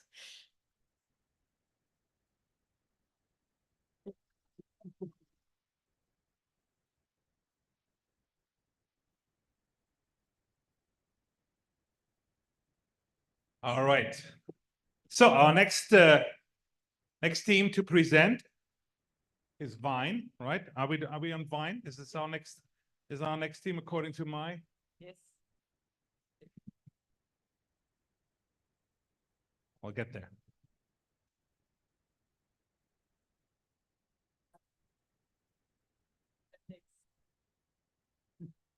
There we go. So Vine is a solution, and we're staying in the space of thrifting. This is, you know, so if you next time you think about donating your old clothes, it's not like fire and forget. You might see them again with somebody with maybe more taste or different taste, right? So Vine is represented by Sharia Sarah, 25 graduation, and Vaughn Hatfield. So please have it for Vine.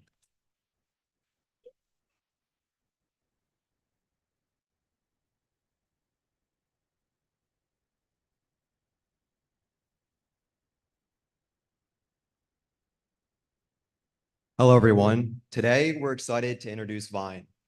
At Vine, our mission is to revolutionize how college communities engage in thrifting. This is Sai. Sai is a junior at the University of Maryland. Before we started the development of Vine, we made sure to conduct extensive customer reviews and perform customer outreach to see exactly what our community wanted. Through talking to our customers, we came across Sai. Sai said he was looking to thrift, but it was just not convenient. Some of the issues that Sai and the rest of our customers said they had was a lack of transportation, limited budget, and a time constraint. If Sai wanted to thrift currently, he would have to go to an online marketplace. However, there are many issues that exist in this environment. Let's say Sai went to Instagram.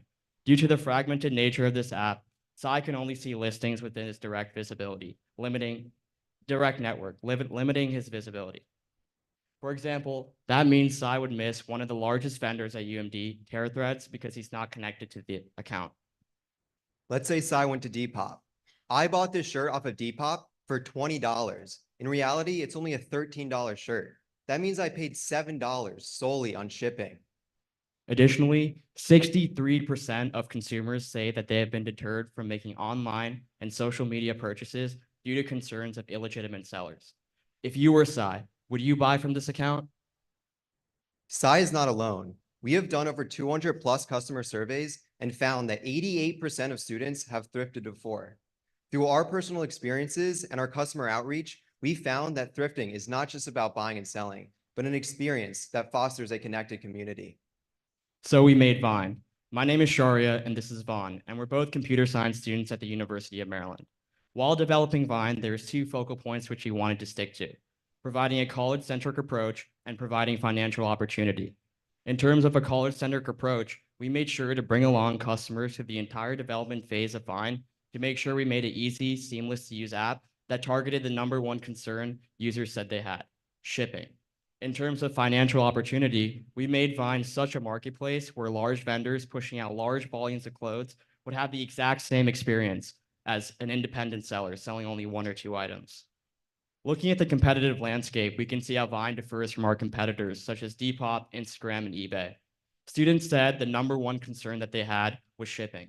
Vine comes in at $0 because all transactions happen on campus where students live and attend every day, as compared to our competitors who charge anywhere from $10 to $14. Additionally, another huge factor which brings customers to our app is the exposure that we provide. Due to our local visibility model, all listings have the highest possible exposure because listings are not tied to the seller's network or platform algorithms like our competitors. In terms of commission, we only take 10% as compared to a 12 to 15%. Additionally, we are also campus focused, which means that we provide features to mesh with the complexities of student life.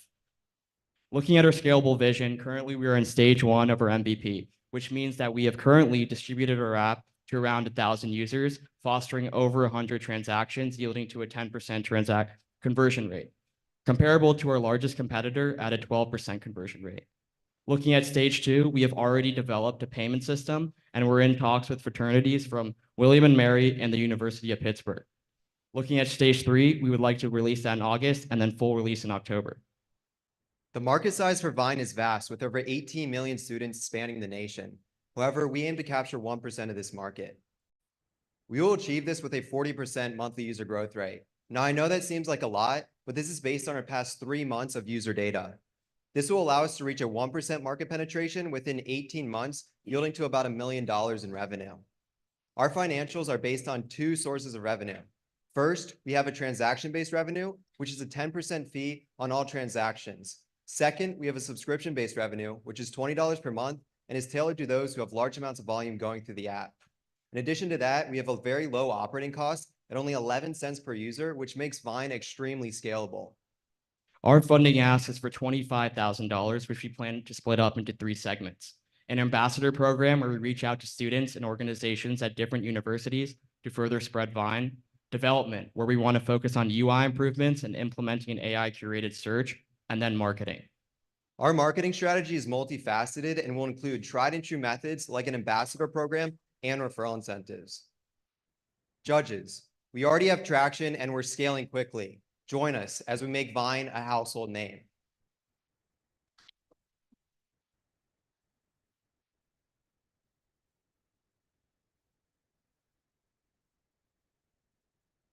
So as you make this particular application, how would it be different from, say, a Facebook Marketplace or something else, where you can just see what else is being sold by the students on the same campus? And how will you end up scaling it if somebody wants to buy outside of the campus? You'll have to charge them for shipping.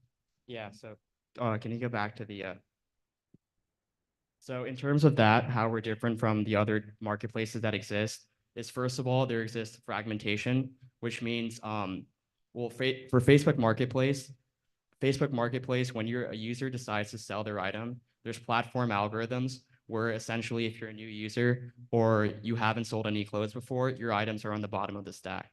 So for us, we have equal exposure because we don't have the specific platform algorithms.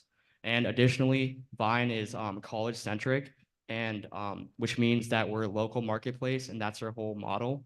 And then in terms of scaling, we're going to scale to different universities at a time. So just to clarify, one of the big things that you guys talked about, great presentation, by the way. One of the things to talk about is the eliminated shipping and handling.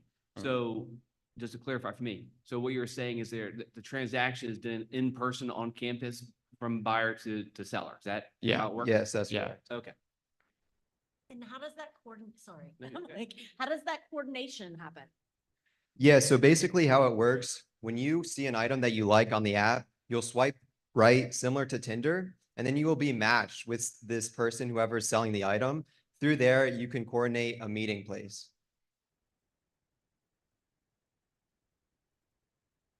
What keeps that person from selling direct? You know, they meet on the app. How do you make sure to capture that dollar? Okay, yeah. So in terms of the actual transaction, we've just developed a peer-to-peer transaction to have that within the app. And then as of right now, we have 2 ways. First of all, we have a review system. So that would motivate individuals from actually completing the transaction on the app, because that would help them as a seller or a buyer. And then additionally, the way that we structured it on the app, it's a lot more easier and efficient to actually pay through the app, as of going through like another source like Venmo or PayPal or something like that.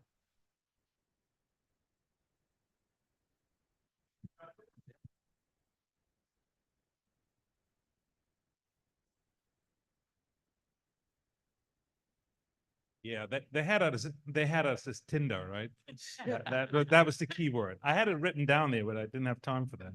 All right, our third competitor in the tech track is Journey, presented by Mildred Dick, 24 graduate. These are culturally tailored treatment plans. And I asked her, what is that? So the short explanation that I remembered is, if you are culturally using food as a celebratory element, and you shouldn't, that's where culturally inspired treatment plans come in. to educate people about what is your cultural habit and how it can influence your well-being. Mildred, and she comes dressed for the occasion, a nurse.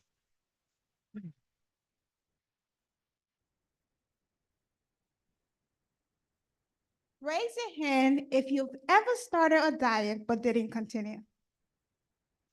I bet if I could ask you why, you'd probably say it wasn't sustainable. Hi, I'm Mildred Dix, the founder and CEO of Journey, a digital care management company that improves patient adherence. I want you to meet Rebecca, a 42-year-old Liberian immigrant with government insurance. It's been 5 years since she was diagnosed with type 2 diabetes, but continues to struggle to manage the disease despite seeing her doctor regularly. Dr. Kennedy, who does not understand Rebecca's cultural background, has given her the same treatment plan as all his other patients. So what does Rebecca do? She trashes the plan, continues her diet, and frequently returns to see him. Here's the problem. Dr. Kennedy does not have the tools or time to customize each of his patient treatment plan. As a registered nurse and a member of Rebecca's community, I understand the problem. According to the CDC, about 50% of patients are non-compliant with their treatment plan. As a result, it costs the US healthcare system about $300 billion a year, and it results into 125,000 preventable deaths. But imagine if Dr. Kennedy could customize each of his patient treatment plan and give them the support they need. Our solution is a culturally tailored care management platform that improves patient adherence and overall health. By improving Rebecca's overall health and adherence, Dr. Kennedy can then generate revenue through better reimbursement rate. So how does this work? Rebecca would be able to have access to health educational videos that incorporate her African background. She will also have access to tools and resources and additional support to manage her chronic disease. The best part, Dr. Kennedy can also monitor Rebecca, so he's not waiting till the once a year or twice a year visit to adjust the treatment plan. Our customers are clinics and healthcare systems who treat patients, high patients of Medicare and for diverse cultural background with diabetes and high blood pressure. According to Abbott's Word, the current chronic care market is about $11 billion, and in the next 8 to 10 years, we'll be able to capture about $276 million. So how do we get paid? Our customers, who are the providers, get reimbursed by the insurance company, and they pay us once they are reimbursed. So currently, healthcare organizations are solving this problem through case managers who usually do not incorporate the patient's cultural background. Also, our competitors focus on all chronic diseases and the technology. Thus far, through the National Science Foundation ACOR program, we have interviewed over almost 100 individuals in the healthcare ecosystem. As a result, we pivoted and found a better product market fit. We've also completed the USG Incubator program, where we went from a one-woman team to now a founding team. Currently, our team is working on the MVP, and we have made tremendous progress. We've also secured partnership with a clinic to conduct our pilot study once the platform is ready.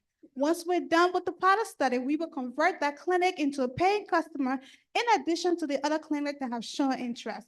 And once we have shown proof of concept in the DMV, we would then scale this thing to other ethnicities, diseases, and regions. So our team have both the lived experience and the professional expertise to solve this problem. As a registered nurse, too often I saw patients like Rebecca. That's why I came back to school to get my MBA to serve more patients like her. And we are supported by a whole list of mentors and other organizations that help us do what we do. So in the first year, we would be founder-led sales. So we would be doing the sales ourselves. But as you can see, there's a huge jump from year 2 to year 3. That's why we would bring sales rep to be able to scale this thing. Also, to get customers, we would become corporate partner with organizations like NAC, which all community health centers are a member of. So Of the 25,000, 15,000 will go towards the product development, which will speed up the process to get us to our MVP. And once we do, to get us to our pilot study, once we're done with the pilot study, we will then get paying customers. Also, another 5,000 will go towards the upcoming NAC conference, which most of the community health centers in the nation will be at. So this will help us also to get paying customers. Thank you, and join us as we improve the health journey of our communities.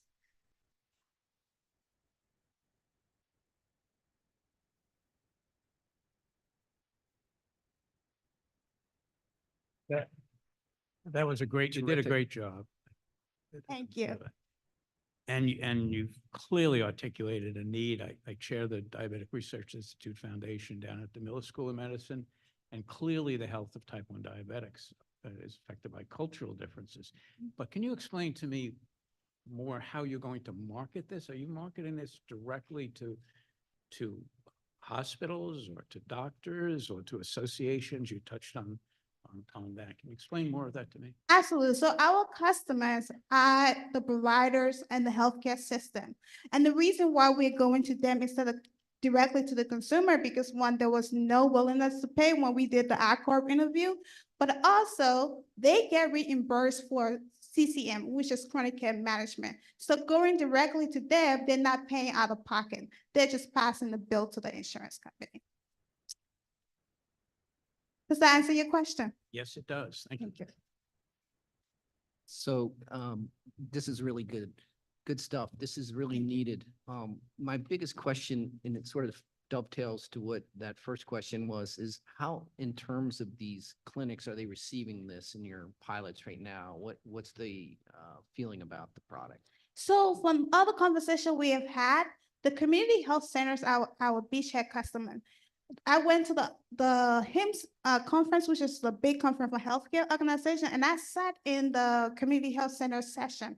And they are dying for help because one, they receive funding from the federal government to educate patients, but they don't have the time, they don't have the staff. So learning that one, you can educate your patient and they are required to be culturally tailored.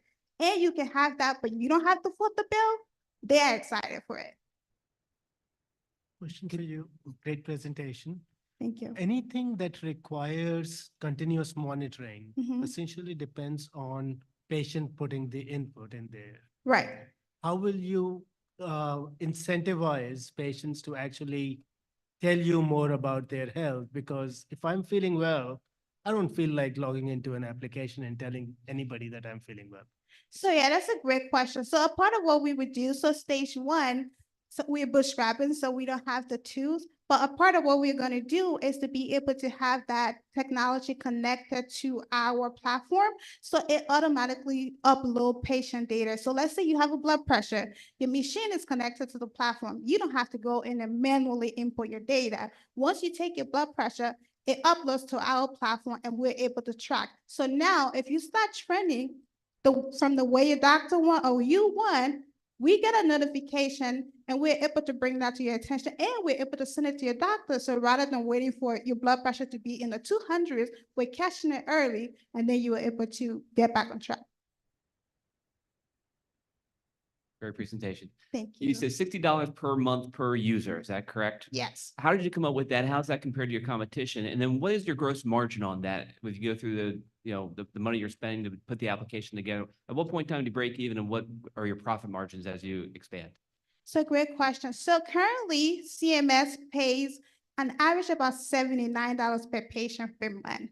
So we're charging 60 to also incentivize the provider to take the share of it to be able to come on board. So that's one of the first things we're doing.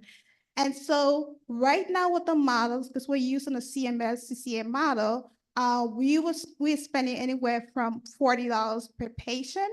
And so we're making that $20 profit.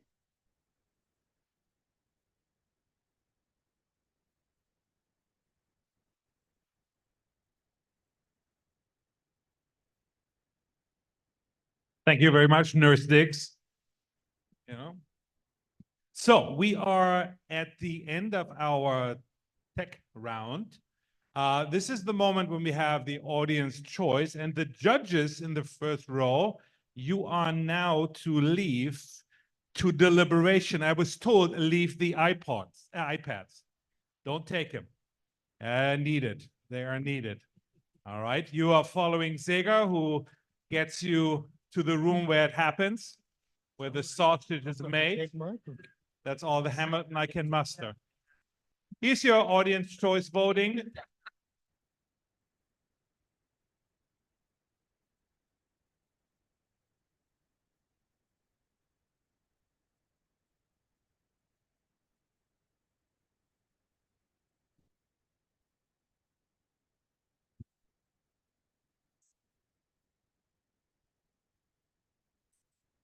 All right.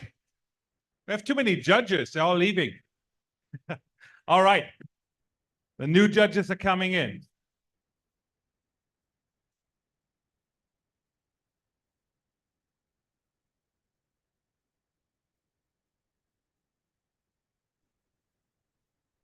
All right. Well, we're getting set up here in the front.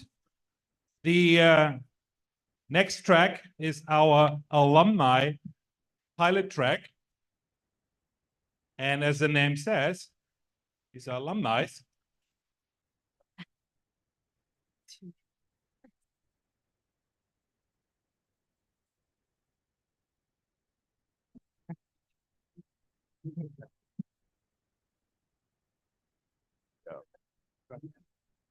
Hey, how are you?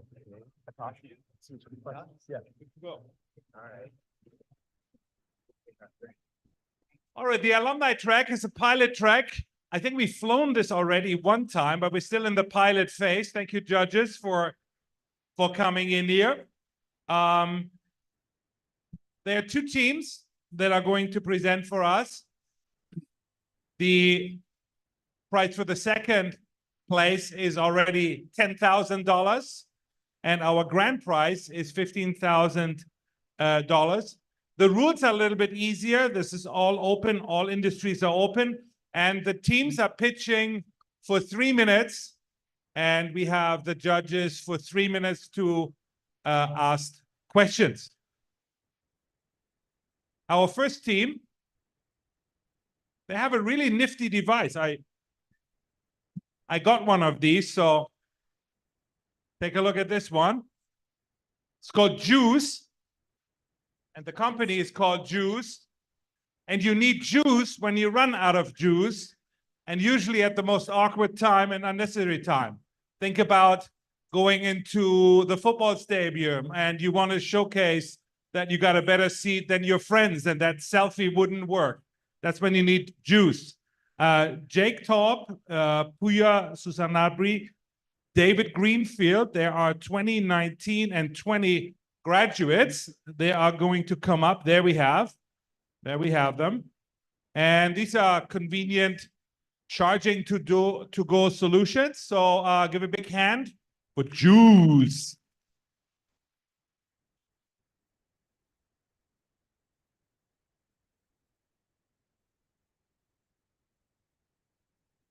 Hi, everyone. We're Juice. My name is David Greenfield, CEO and co-founder.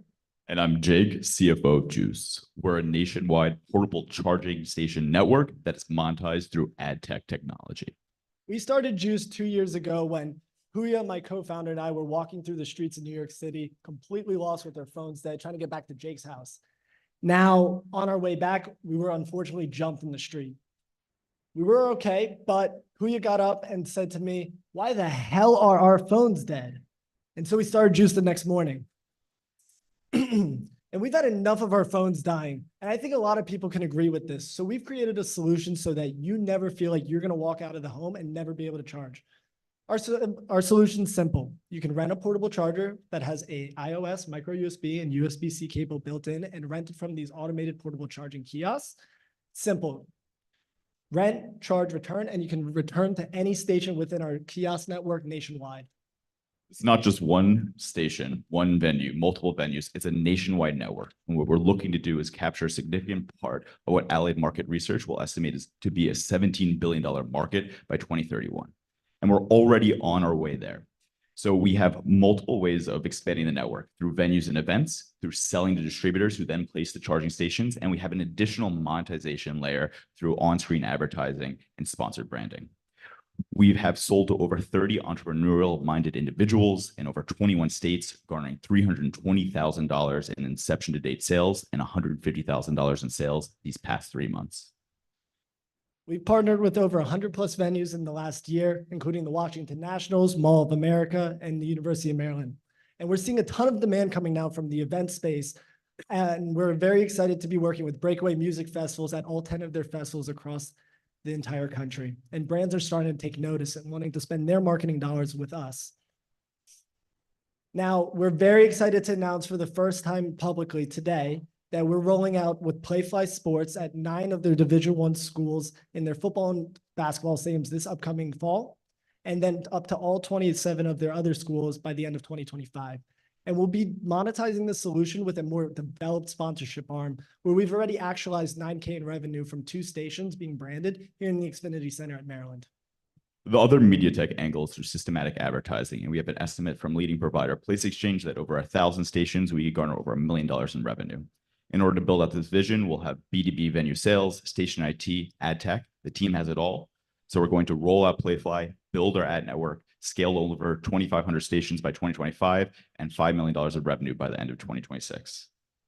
So if you know a venue that needs juice, you want to distribute with us nationally, or if you want to learn more about our funding round we just opened, please go ahead and scan the QR code, and we'd love to talk to you. And thanks for your time. We'd love to take some questions.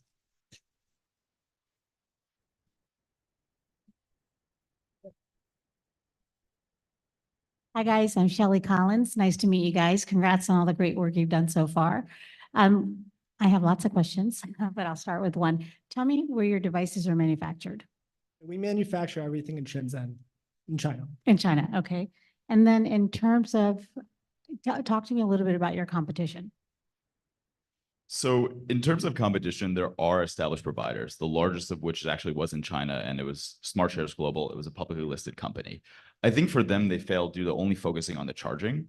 This is a partially commoditized industry, and it's not going to be won on hardware alone, right? So how do you differentiate here? It's through network effects, economies of scale, and the traction we've already built is going to parlay into additional partnerships, right? The more places we can go build to, we can build that network.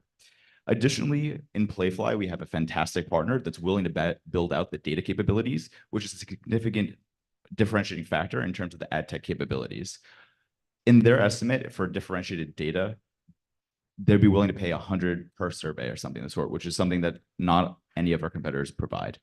Also, in terms of competition, I think while this doesn't necessarily make us a Peter Thielian 0-to-1 decacorn, right? What it does enable is additional monetization strategy. We've had larger competitors come to us and ask to buy us out. It was an evaluation that we weren't acceptable, but as an off-ramp, we couldn't only be a PE roll-up, but we could sold to a competitor. And I think by garnering the partnership already with a LOI and a right of first refusal, then we can be easily sold to a competitor if we want to as an offsite. Thank you. Great presentation. Have you considered partnering with retail to have your installations more accessible? Because if I'm on the street and I lose my charge, but I want to continue to move and not stay near the station to return it, that might present a challenge. So as I'm thinking about it, if you were to have some of these available at retailers that you could partner with, it would make the return process less arduous. I don't know. So as part of our long-term vision, really in the phase 1 of our business here, we're looking to target the really high traffic locations, the high dwelled locations, such as stadiums, malls, like retail malls, and also entertainment centers like your bars, RJ Bentley's. And so that's our focus 1. From there, we'll go into those major supermarkets, to those 7-Eleven types, to building a network that when you think of charging, it's synonymous with juice. And it's already interchangeable. Like we have a partnership with the Mall of America and we have several stations there. It's a huge place, has 40 million visitors a year. They can take one by the adventure park, stroll the mall, and there'll be another one over by the aquarium, right? And they can easily exchange that. More questions?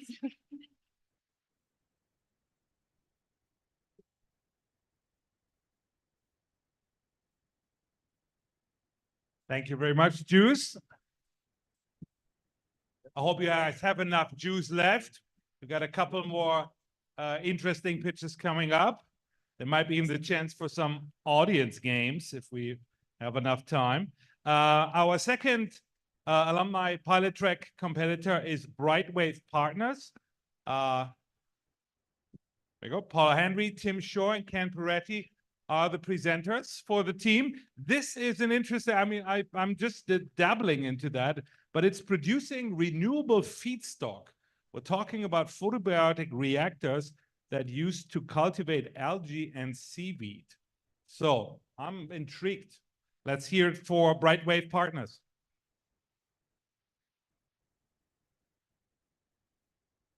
Thank you very much. My name is Tim Shaw, and with my partners Paula Henry and Ken Peretti, we started Brightwave about 4 years ago to address a huge challenge.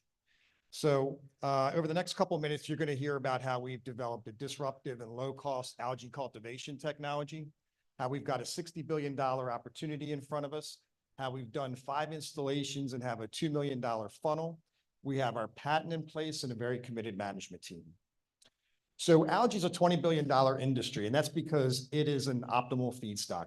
Harvested algae or biomass is used by manufacturers around the world to cut their carbon footprint.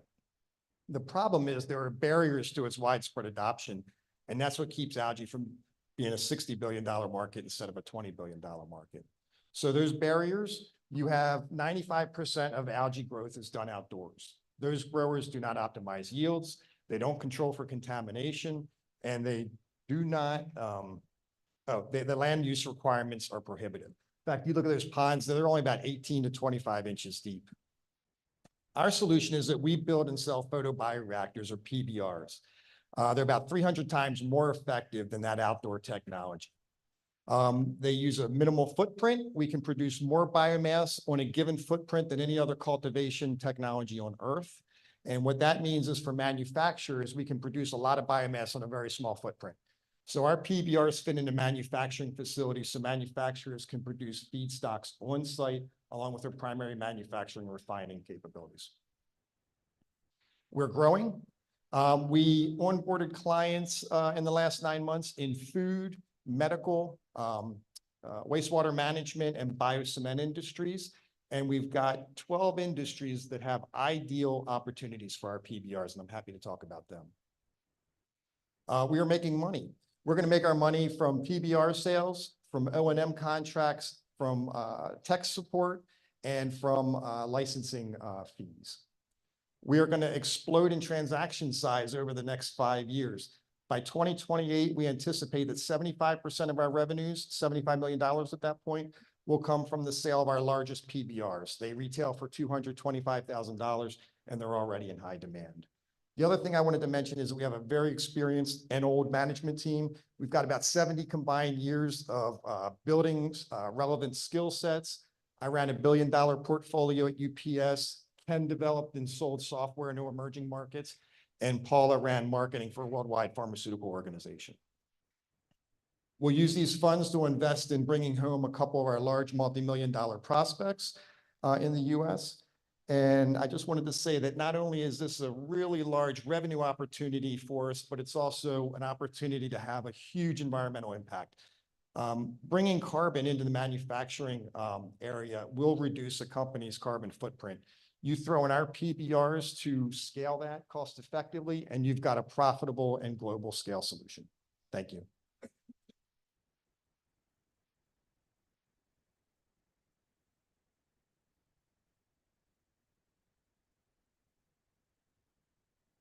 No questions? How did you fund what you've accomplished to date? We've bootstrapped from the start, so it came from the 3 founders. And could you talk more about the revenue that you said your team already has? Yeah, so we brought in $40,000. We went into the market halfway through last year. We brought in $40,000. We've sold small PBRs to wastewater treatment providers, to a company that grows biofluorescent dyes or algae for medical dyes, to a food company that manufactures spirulina as a nutritional supplement, and biocement. So one of our customers is a cement company. They use our PBRs to grow algae to produce biogenic limestone. So instead of mining limestone, burning it at high temperatures, they're using our algae to make it, and it cuts about 60% from the emissions of cement production. And one more question. What does your sales cycle look like? Anywhere from 3 weeks to about 4 months so far. Why do you say your transaction size is going to be going up? So As we started here, and if you look at our PBR models, we're an emerging technology. So customers are typically buying the smaller ones, and then the anticipation would be that they would buy into the larger ones. What we're seeing already is a lot of demand for that 37,900. That's a 10,000 gallon photobioreactor. And we didn't anticipate demand for that growing until year 2 or 3, and we're already getting customers that want them.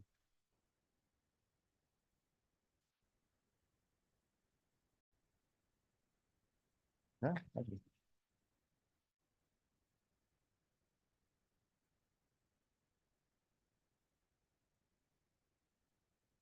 So this was our alumni pilot track.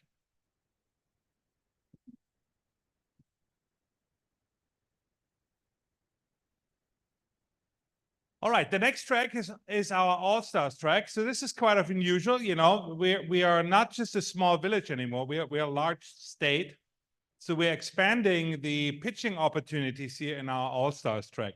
So these are student and alums who are part of the UMD systems of schools. You know, we're welcoming. Everybody can joining us. We have 2 competitors here, Fem Equity and Next Step Robotics. The grand prize is $20,000, and the second prize is $15,000 for the All-Stars track. Next Step Robotics is our first one, right? Oh, the judges, yes. Leave the iPads. Do not take the iPads. All right. Judges are leaving with Mike. You go to the secret location.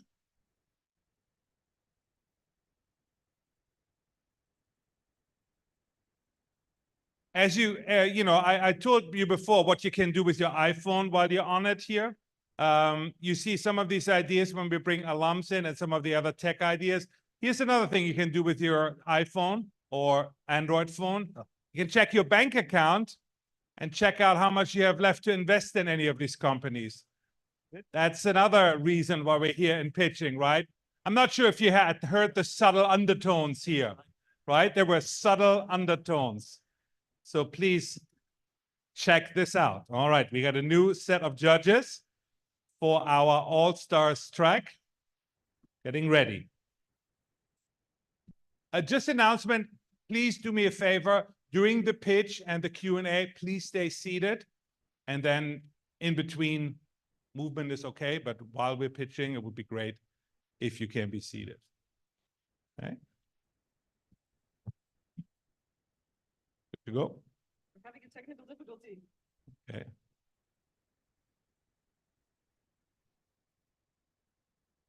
Briefly. I will be back. Entertain briefly. All right, I'm gonna tell you what's coming after this. After this, we're gonna do an experiment. We're gonna do a little experiment. It couldn't be me on stage without a Kahoot. My students hate that. So we're trying to do a Kahoot in a few minutes when this round is being played. So those of you who know Kahoot, get ready. Those of you who don't know, look next to you.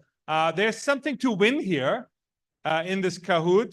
Kahoot, for those of you who are uninitiated, it's a learning competition tool that most of the students remember from high school. And we're using Kahoot in class once in a while to have some fun and learn something. So the Kahoot will have entrepreneurship trivia, all right? And we can have up to 100 players. And the prizes are amazing.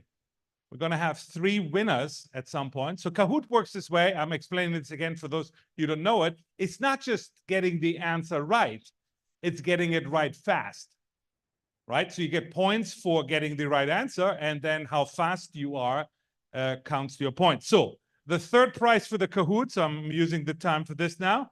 The third prize will be my signature box of Rocher. that I pretty much have for every professional event and school event. The second prize, this is unique. I've never done this. You will win the gong. If you like the gong, not this one, this is my gong. I have a brand new gong, and I tell you, I buy this at a place. This is seriously expensive. Subra is my department chair. Subra, when I sent the repurchase thingy, you know where this came from, right? Because I have to go through him for that. So we're going to have a gong. That's the second prize. And the top prize, according to Lottie, she has a $5,000 AWS activation card.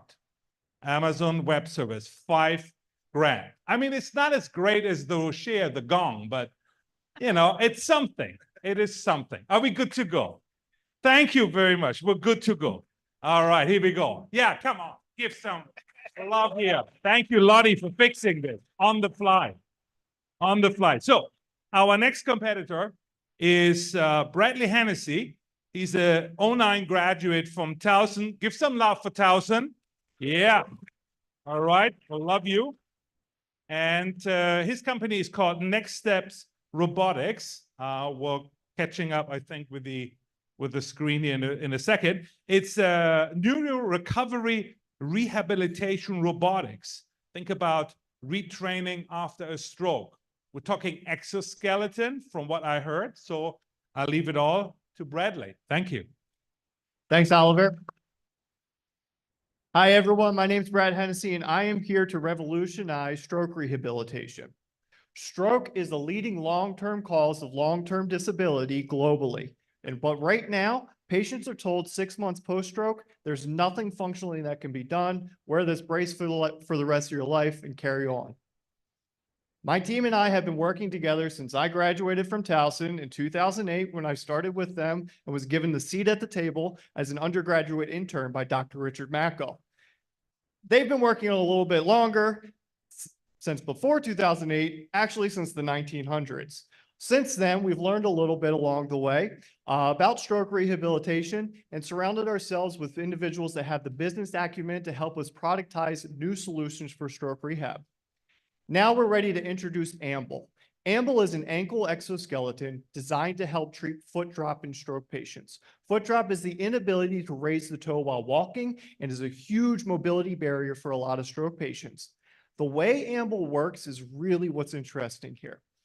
It reads in real time how much effort a patient is able to do on their own and automatically adjusts the level of assistance that they receive every step along their way throughout the whole training cycle, allowing for a space for motor learning to occur and neuroplasticity.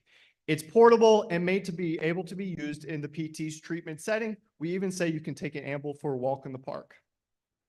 But the best part about it is it works. This individual is 23 years post-stroke. She is not wearing Amble in these gait analytics after we've treated her.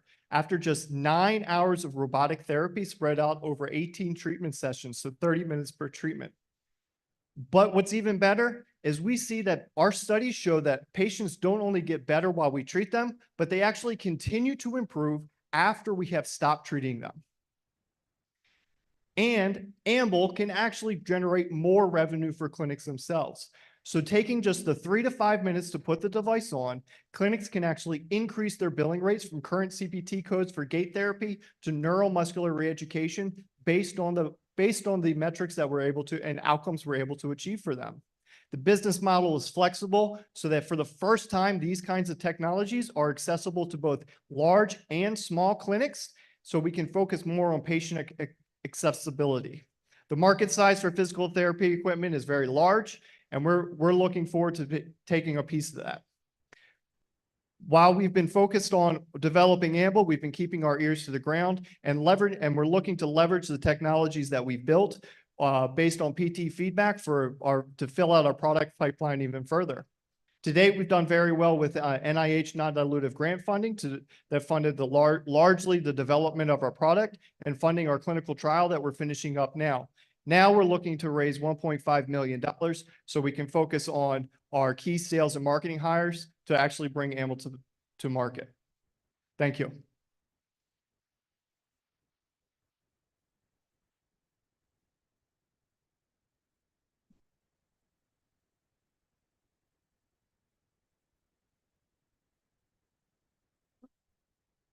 Great job. Question for you on your go-to-market strategy. So you're selling it on, how are you doing that? Are you going doctor by doctor, or how are you selling the product? Yeah, so our beachhead market are large rehab hospitals that typically have the capital for this kind of equipment. The main barrier to this kind of technology adoption has been cost. It's a long sales cycle. The best way for us to do it is largely at industry events and things like that, where we can demo to many people at one time. And then we do live in-person demos where we actually might leave a device with them for a week or two so that they can try it on many of their patients. Great job. Oh, sorry, go ahead. I was just gonna say, how many have you sold? So we've been in development and clinical trials. We just got FDA registration to do our manufacturing in Baltimore. And we're launching in product this. We sold a handful to research institutions so far, but this is the first year that we'll actually be in the market. So how much would it cost to a clinic? So Amble costs $25,000, but it cost us $5,000 to make it. We also, because we focus so largely on that low cost to manufacture, we also are providing an opportunity for smaller clinics that typically can't afford this technology for a small upfront fee. And then we'll capture just a portion of that increase in billing that they get going from gait therapy to neuromuscular reeducation. And how quickly do they recover that? As soon as the day they train. Or how quickly do they recover that 25,000? A typical clinic will see 300 patients in a month. They'll recover in 10 to 12 months. And can you just clarify for me, please, the patient needs to be in person with the therapist, or is this something that they can do? Correct. It's an virtual as well? in-clinic therapy tool. Our objective is to make patients less reliant on their assistive devices or to discard them entirely, not to produce some ultra expensive assistive device that they don't really need. So do you see in the future a way, though, for them to get the therapy like at home and have monitors? like, So from their not, work? our FDA indications are for it to be used under the supervision of a trained physical therapist, and that's how billing works in this space. Can you speak to any competitors you have and if the product is patented or proprietary? Yeah, we've aggressively sought patents throughout the life of development. Our key patent is actually for the use of our proprietary control system, which is what gives that assist as needed approach, actually over any impaired joint. So we've always had visions of going further. There are competitors out there, but their technologies are largely prohibitively expensive, talking in the six-figure range for most of them. And that's why we've really focused on getting costs down, because frankly, that's the largest barrier to introducing technology into stroke rehab has been cost. 5-second question, 10-second answer. Why did you select Baltimore to manufacture this? I selected Baltimore to manufacture this because my faculty members were University of Maryland, Baltimore, or my co-founders were University of Maryland, Baltimore faculty, and the biopark there was a natural home for us. Thank you.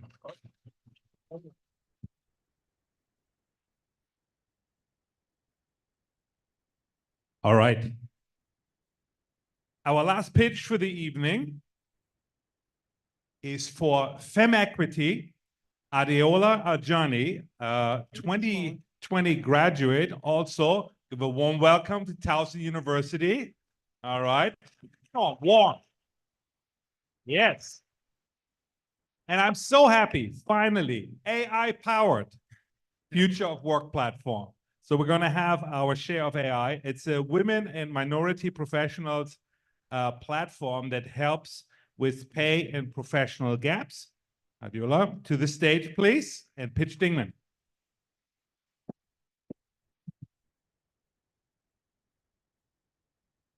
In 2020, right after I graduated, I found out I was being paid 40% less than my male counterparts and the market rate because of inequitable practices that my institution was enforcing. I'm not alone. Actually, there's over 100 women and diverse professionals that have the exact same issue I have had, which equates to a $500 billion economic value lost in the economy annually. So there is a clear opportunity.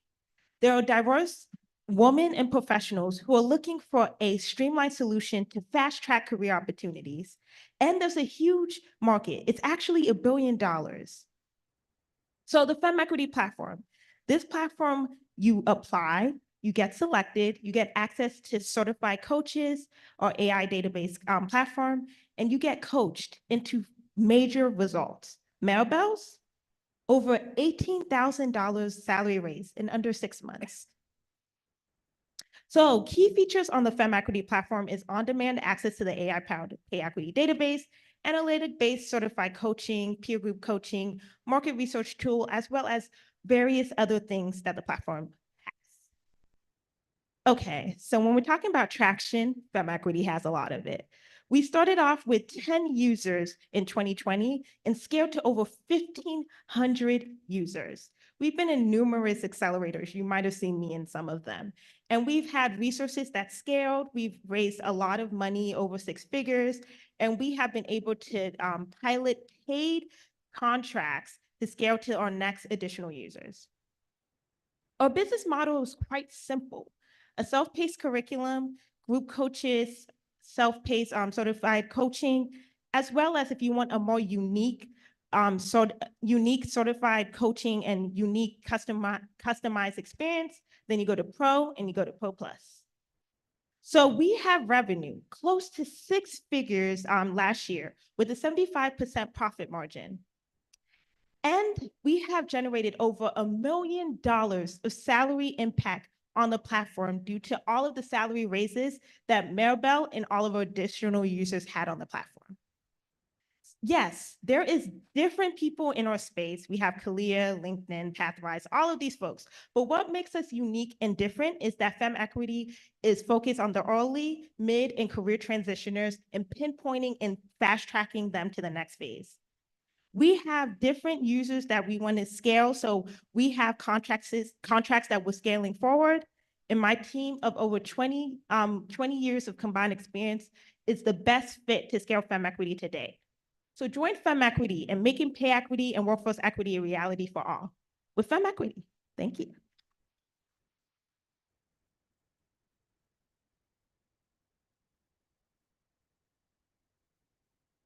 Would love to open up for questions. Talk a little bit about the coaches. Who are the coaches and how do they get compensated? Yes, so we have ICF certified coaches. So background on that, this is the top tier national designated coaches for career, but just in additional, they are the top tier. And how they get compensated is that we have peer certified group coaching. So a lot of the coaching model at times is one-on-one, but for Fem Equity to make it cost effective, they have confidential small peer groups where they have the coaches, as well as they can have an a la carte add-on fee if they want that one-on-one coaching. Can you speak to what you would use the money for? Like what's your next stage? Yes, so up here, I wasn't able to talk about it. So we've been able to close contracts with American University, United Negro College Fund, Get Cities, and we're looking to close with Maryland. And right now we have huge just backlog. We have over 10,000 users right now that need to be on the platform, but the platform is fractionally built out. So it's used to scale out the platform, build on, and then also to hire more coaches. We have right now a 1-to-100 coach ratio. So for every one coach, it can hold like over 100 users. Hi, good job. Thank How does your pricing compare to existing alternatives and substitutes? Yeah, so with the business model, right now what we have seen is that people are pricing either one-to-one, or if I want to go into a competitor like Pathrise, they're saying, oh, the platform is free. And then you get on and then they're actually making you back pay, or they're even making you take out a loan to pay their $25,000 fee, right? Outrageous. And Fem Equity, we're keeping it simple. You get this platform, you get the access to coaches and stuff, and then your average salary, the increase that you make with your salary, that's you. That's what we want to do. And also 80% of our professionals get their membership, they get their membership sponsored through their affiliate organization or their employer because it is professional development. That's something I didn't say in my main pitch, but wanted to say it here. So on the slide, what you have with the colleges, Yeah. are the colleges paying you like a bulk rate to provide this to their students? Is that the nature of the contracts? What's the average size of these contracts? Yeah, so talking with American University, because that's the biggest and largest, it starts off with a $15,000 implementation fee, and then it scales per head per user. So essentially every 2 weeks, they're capturing kind of who's being onboarded on, and then they're paying out. And so I would say that's to be determined because we're still in pilot phases with the universities that are onboarding. Do you think that this is a better direction to go in terms of your focus for growing a business? Is it B2B versus B2C? Actually, so there's both. So on the B2B side, we are focused with aligned partnerships. So the American universities, as well as the other folks, they are aligned with the users and the diverse professionals that we're focused on. But then on the individual side, there are professionals who've been making 80,000, 100,000 and more who do not have this access and they need it. So we wanted to make sure it's accessible on both sides. But we do see in the future that this B2B or B2C is going to be the scalability next point. Yeah. Oh, thank you.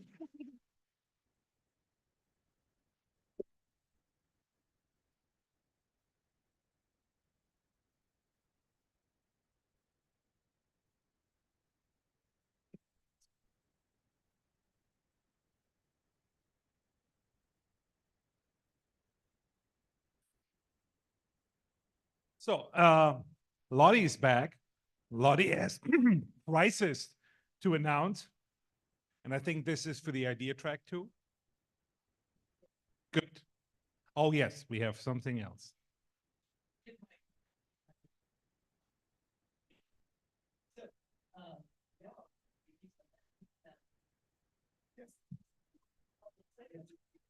Do not take the iPads.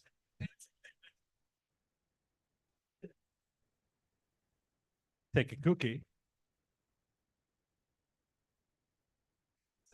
We have a little bit of song and dance for you while they are listening. See what could be the choices here. In the meantime, we have a couple things we'd like to announce and to see whether or not we have time to play a game. Games are fun. And there's things apparently you can win, like gongs. You were not in here when I talked about the amazing gong prize. Yeah. So the thing is that around for quite a long time. Many support us in so many ways. They donate running, where they give their time and their energy and expertise to help train the next generation. And so I want to highlight a couple of these alumni here for you tonight. So and also, if you're here and you're an alumni and you don't already work with us, like people love to hang out. Among these alumni,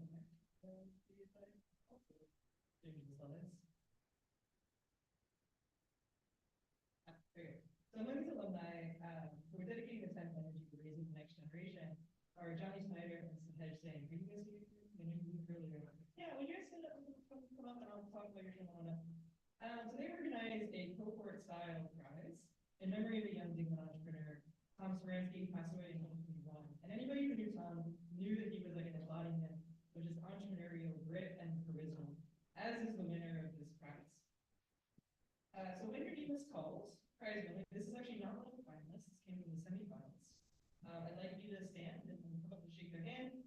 And yeah, so the award recipient will receive $1,000 and inclusion into this cohort of entrepreneurs who support each other and help each other over the years and continually grow with leverage each and every year. Oh, yeah, there. All right. The recipient of Tom's Industrious Entrepreneur Award is Social AI.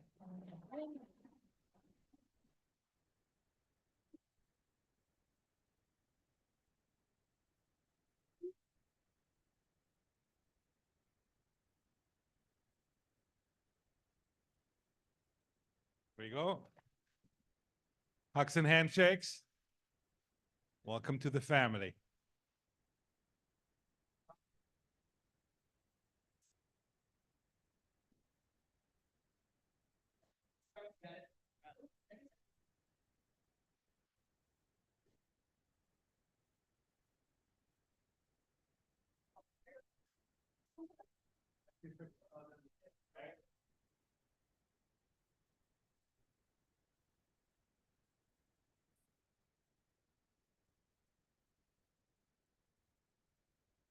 All right, so in continuing to celebrate this valuable network of alumni supporters, we have another event. One of tonight's judges, Akash Mugu, is taking his judging to the next level. Akash was the alumnus entrepreneur and investor who was a part of the Dingman community when he was a student, and tonight he wants to share a little announcement about his support of student founders. Akash, please come on.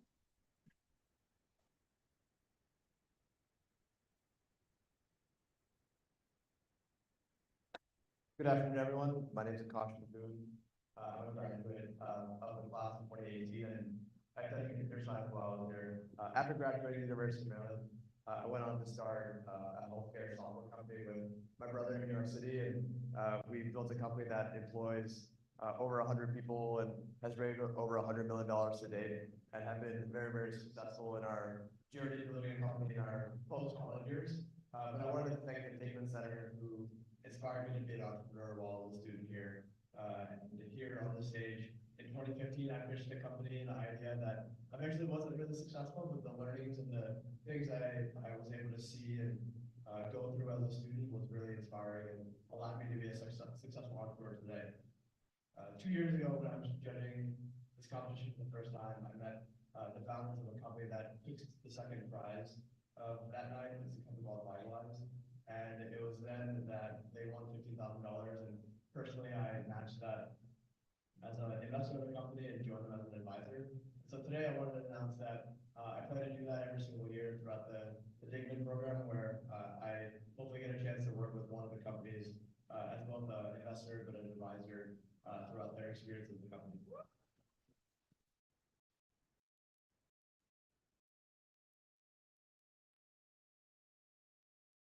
So I appreciate the Dingman Center and the University of Maryland for being probably the best college and university of the East Coast when it comes to fostering an entrepreneurial community and culture. And I appreciate all the students here today that are doing a lot outside of their classroom and homeworks to figure out how we continue to advance the world through technology, innovation, and cookies. Thank you.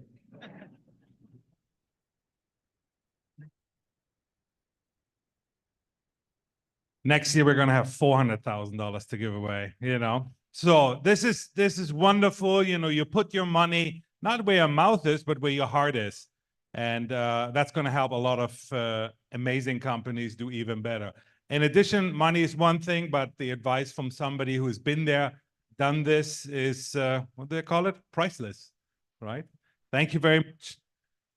We are scratching together all the results, you know, they're coming in step by step. I don't know how many pieces are there. So while we're at this junction, we have another audience choice announcement. This is the Luby idea and alumni. No, the Luby idea, the Terpton audience choices. So that's what was happening behind the curtain. We have some winners there, I assume. I can keep my gong, huh? These are just earlier today. The one ice cream, popcorn, drinking cocktails, and music. Really wonderful things are happening. So these were voted on earlier, and when I announce you, you go ahead and stand up, and we'll all cheer. But I don't have a big check to give you. I'm sorry. But you're amazing. You worked really hard. So for the movie idea track audience choice winner, it is drum please.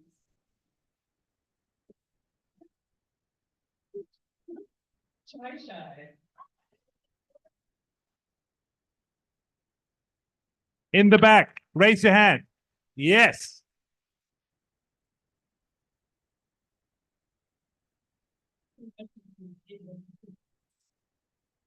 For the alumni pilot track, the Turktown audience choice winner. Not your average candles.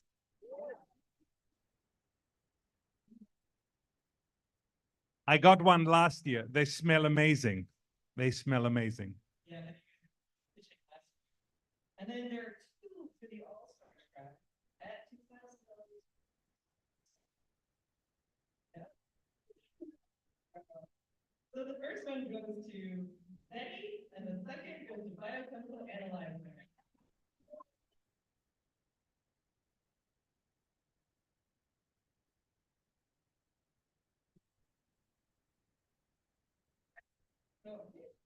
Do we have everybody in? I have an idea, guys. I warmed you up with this whole Kahoot thing, right? It looks like we were running, we're kind of like the Oscars of entrepreneurship. We're running over time. I think what we can do, and I think we have all your contact information. We're going to set up an online Kahoot in the next couple of days, somewhere around there, because it might take time. Lottie, are we ready to announce? All right, so we're ready to announce. So what we're going to do, we're going to figure this out. We're going to do an online Kahoot because this AWS, if we don't use it, we'll lose it, you know? And I cannot do this to Amazon. They took so much money from me. I got to take some back, right?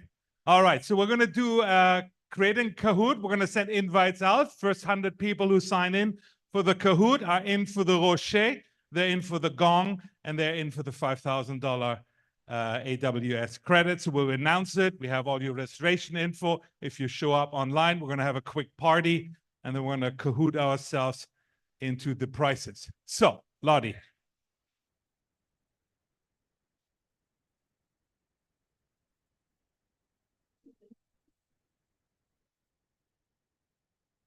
I'm ready. I'm ready. I'm ready. I hope so. I hope so. Okay. Host live. Yeah. Hit host live and then share.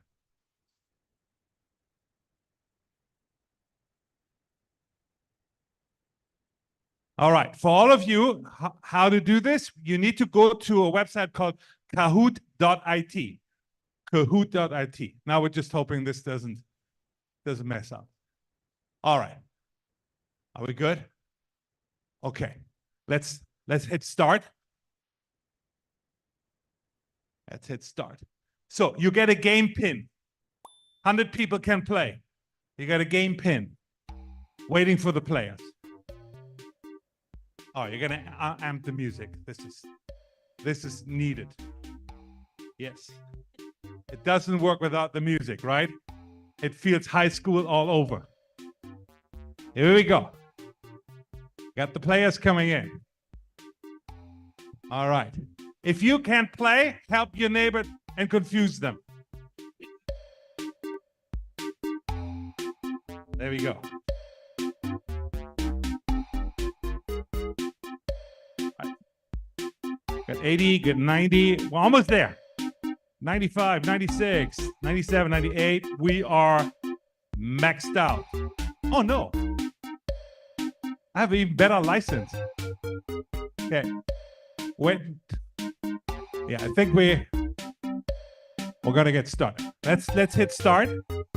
Anybody who is in there, we can play. All right. Let's get going. 11 questions. Pitch Dingman 24. Time is important.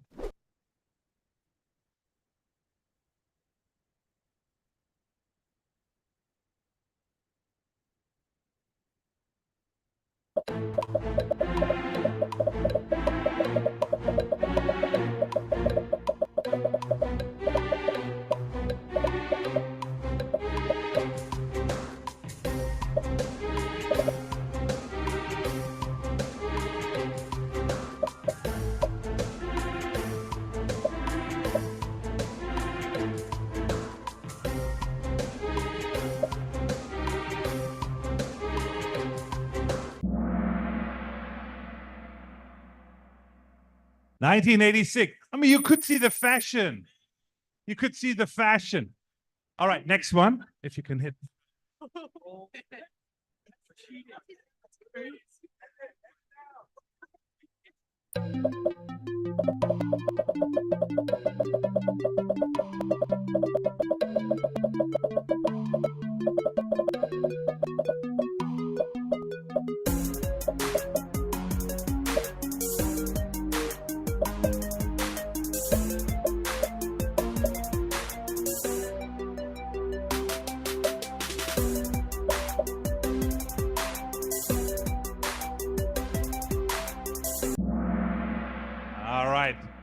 Oh, we got some experts in the house.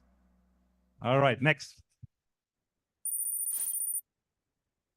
Yo. All right, next question. True or false?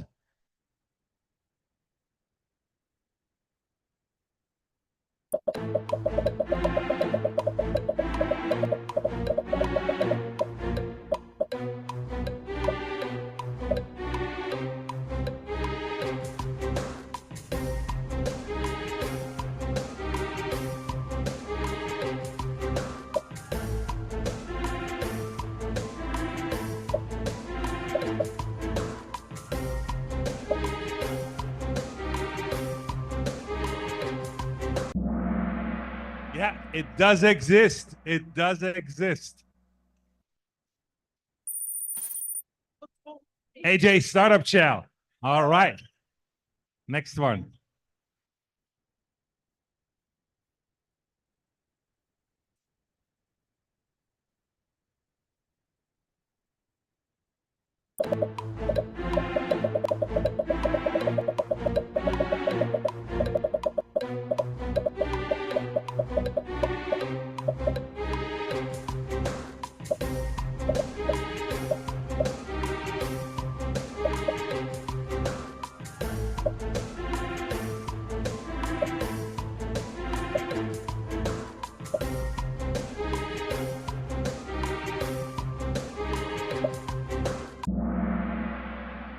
Oh, yeah. Should've, would've, could've. That's my only comment to that one. Jonathan. Who is Jonathan? All right, Jonathan. He's skinny. Double points. Double points.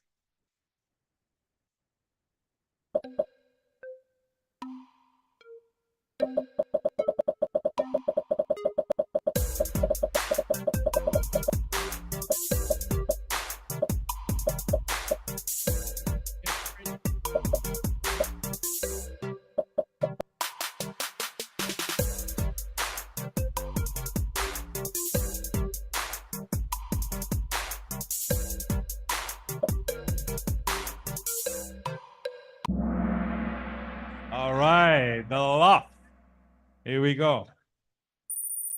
By the way, thank Dean Chang for that space. Love it. Jonathan's still rocking it. All right, he wants the credits from AWS. True or false?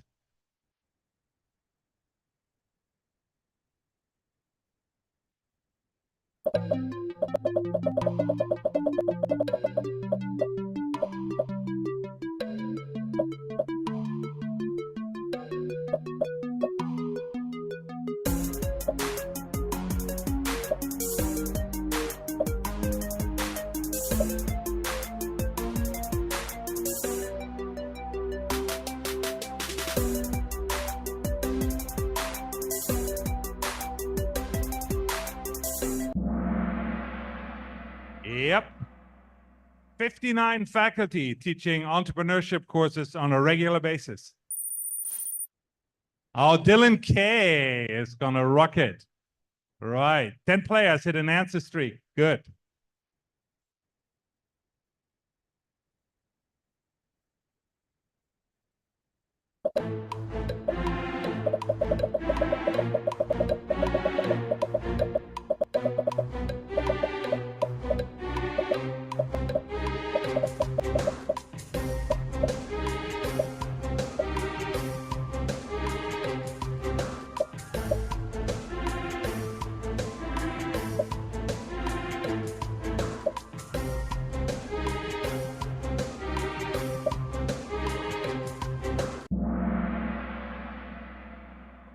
Not bad, 60 million.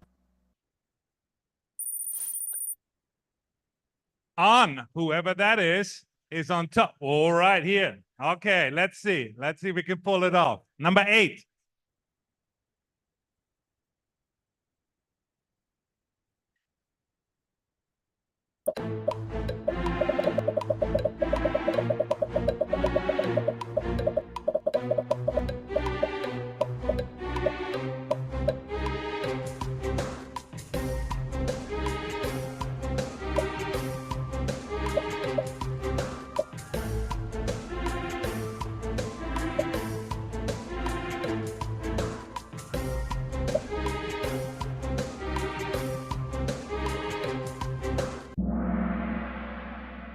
we go home. All right. 3 more questions. All right, SMLP Sarah. All right, 3 more questions. We're almost there. True or false?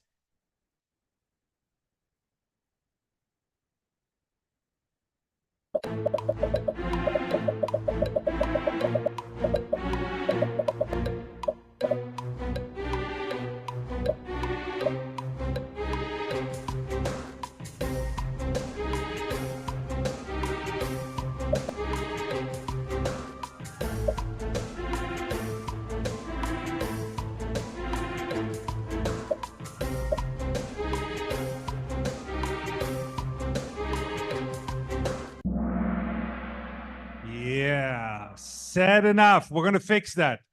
We're going to fix this, guys. Sarah knew it. Sarah knew it. All right. 2 more. 2 more. Last one is double points.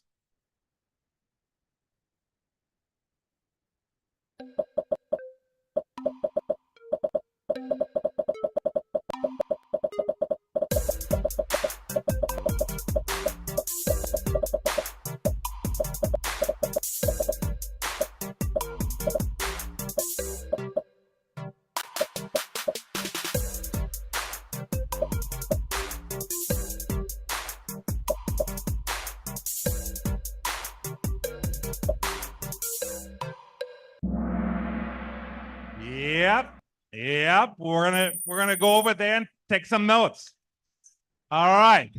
S&P Sarah's still there. It's in the game. Okay, last question. Double points. Double points.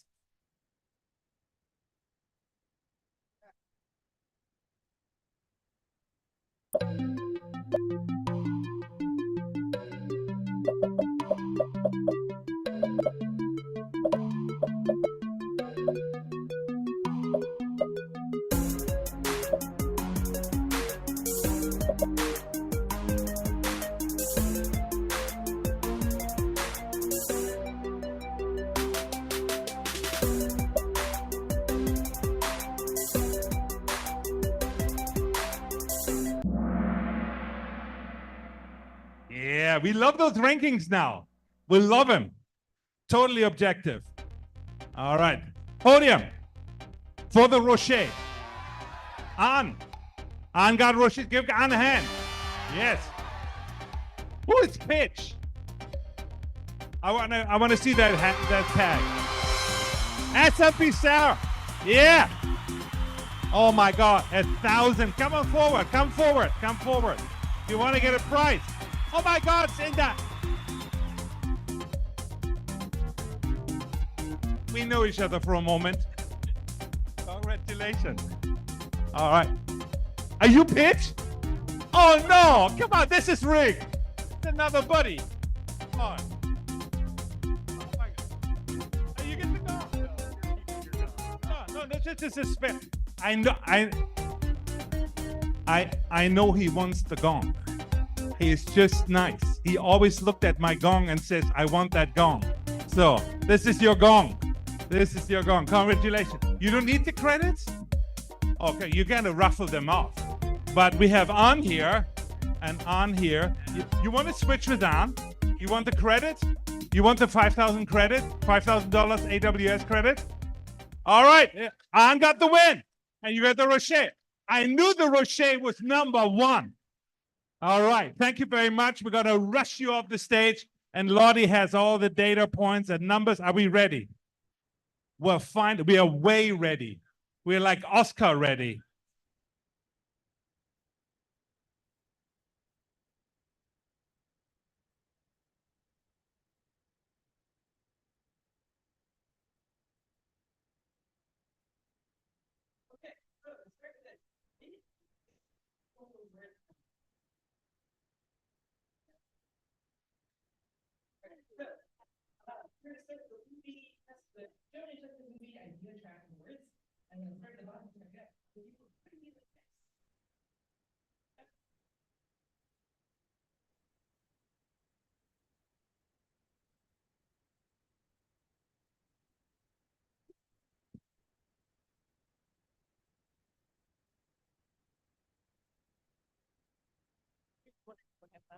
Oh, no, no. Okay. So, when your name is called, you're gonna hear your name and grab your check. But I'm gonna move through these pretty quickly, so I will do two at a time. So hold your applause until I get a second. This is also like for your like.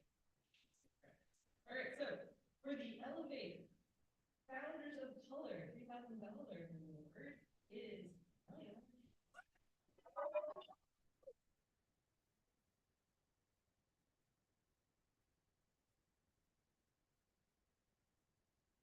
It never works. Hold your applause never works. It shouldn't. Yes. Congratulations.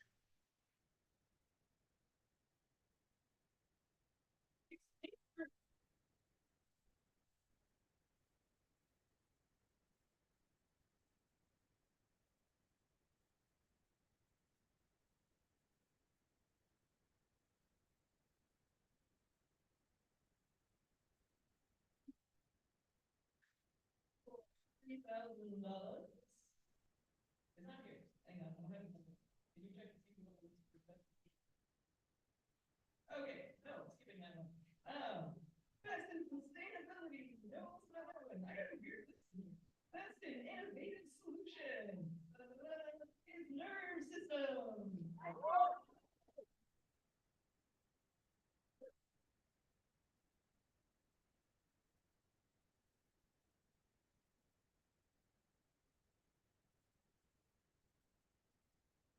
I thought a different nerve. I was starting, that thing. Best in go-to-market strategy goes to Scraps.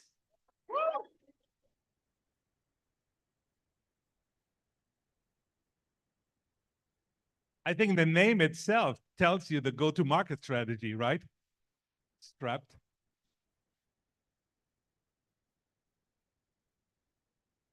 The best in product solution fit goes to Clevola.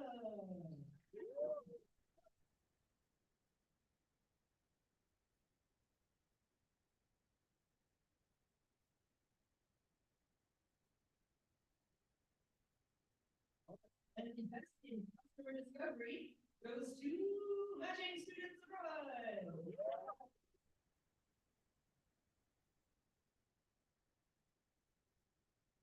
Go to the right end.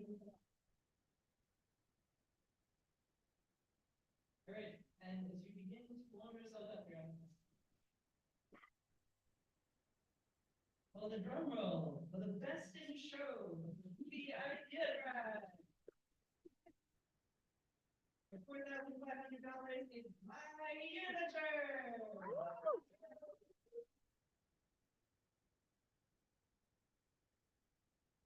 For all the students in the room, the idea track is very easy to, this could be you next year. So when you like $4,500, $3,000, this could be you next year. Scooch over. Scooch over. Everyone. Yes, and I'll go down.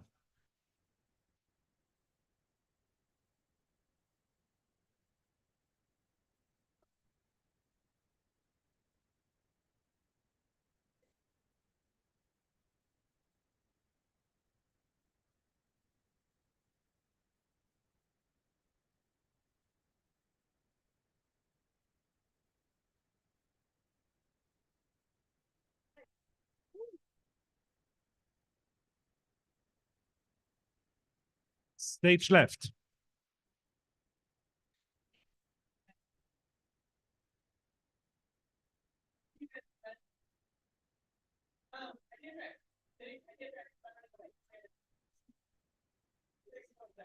Don't get any ideas.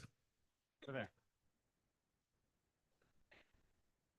So I'm just gonna tell you guys to the audience, raise prizes. Who did you find out? Who did you choose? Who did you choose as your Main Street Track finalist?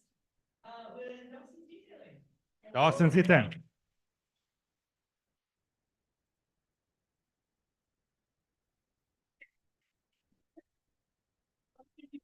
And on third place, you cheer them up.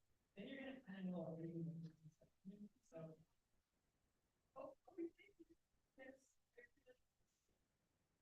So. And then I'm gonna announce second and first in rapid succession. Okay, gonna do both at once. So the third place you're gonna clap for is Cookies by Drew.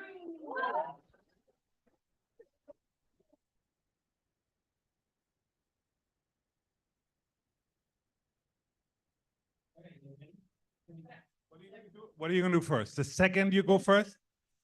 Okay. Okay, second first and then first second. In second place is Gossip Detailing and the British Way.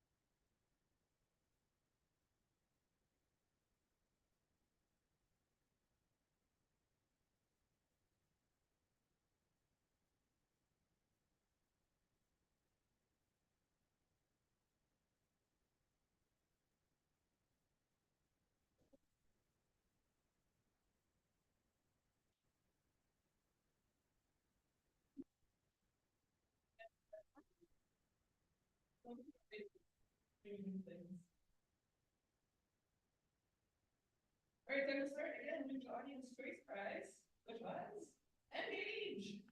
All right.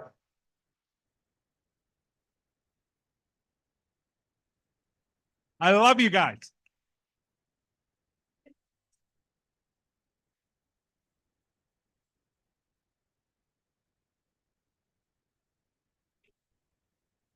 So the third place winner is Engage.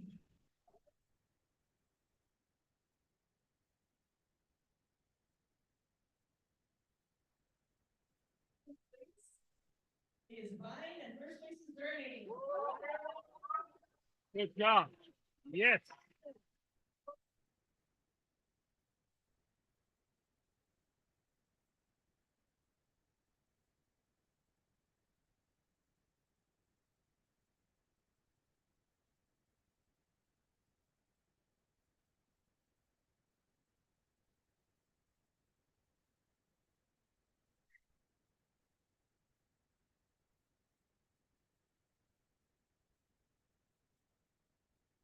Anyone there?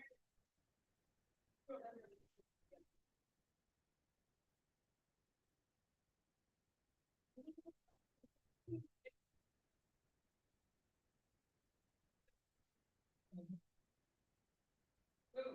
the second place winner is Juice and Dread Face Prize in Brightway.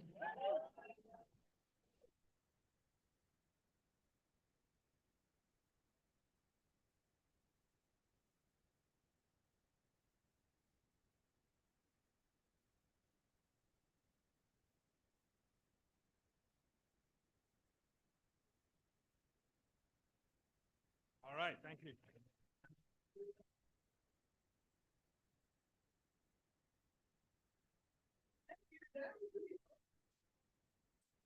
The all-star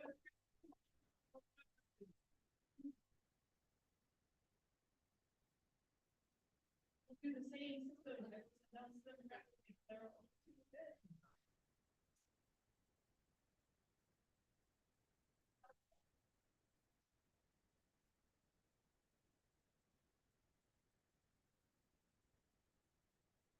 Oh, our winner for all-star track. Second place is. I did. You got it. Thank you. Oh, you're so sneaky. Is the equity first place is next up for.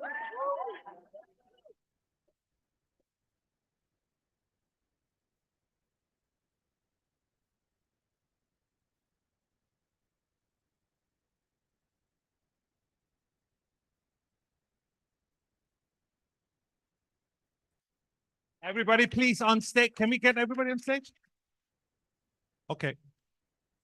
Yes. So congratulations to all our finalists. We will get a group photo with you in just a minute. But first, I want to say just a big thank you. We cheer them all again.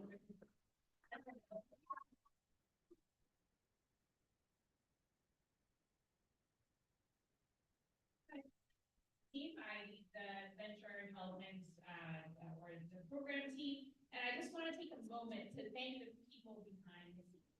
And I want to ask our student workers, where are you guys? If you're here in this room, please come on the stage. I want you to be celebrated for all the hard work that you put to make this night a reality.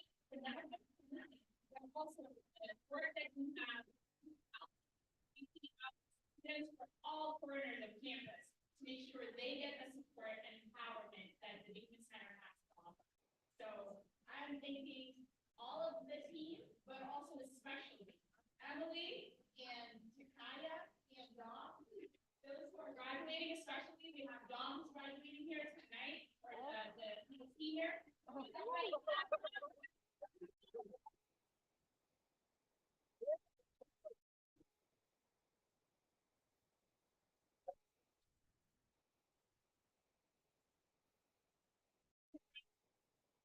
students, praising them, telling them when they don't believe that they're entrepreneurs, that you got it in you, that they help so many of these students feel like they belong in this community. And our team, the Dingman Center, would not be what we are today without them. So please give a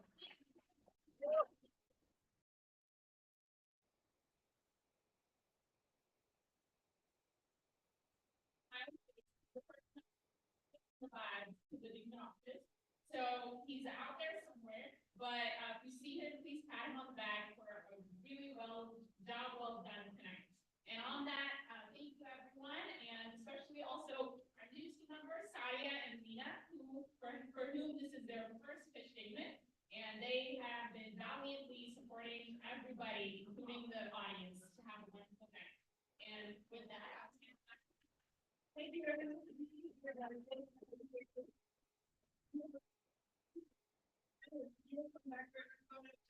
And please come up, keep your checks in portrait mode.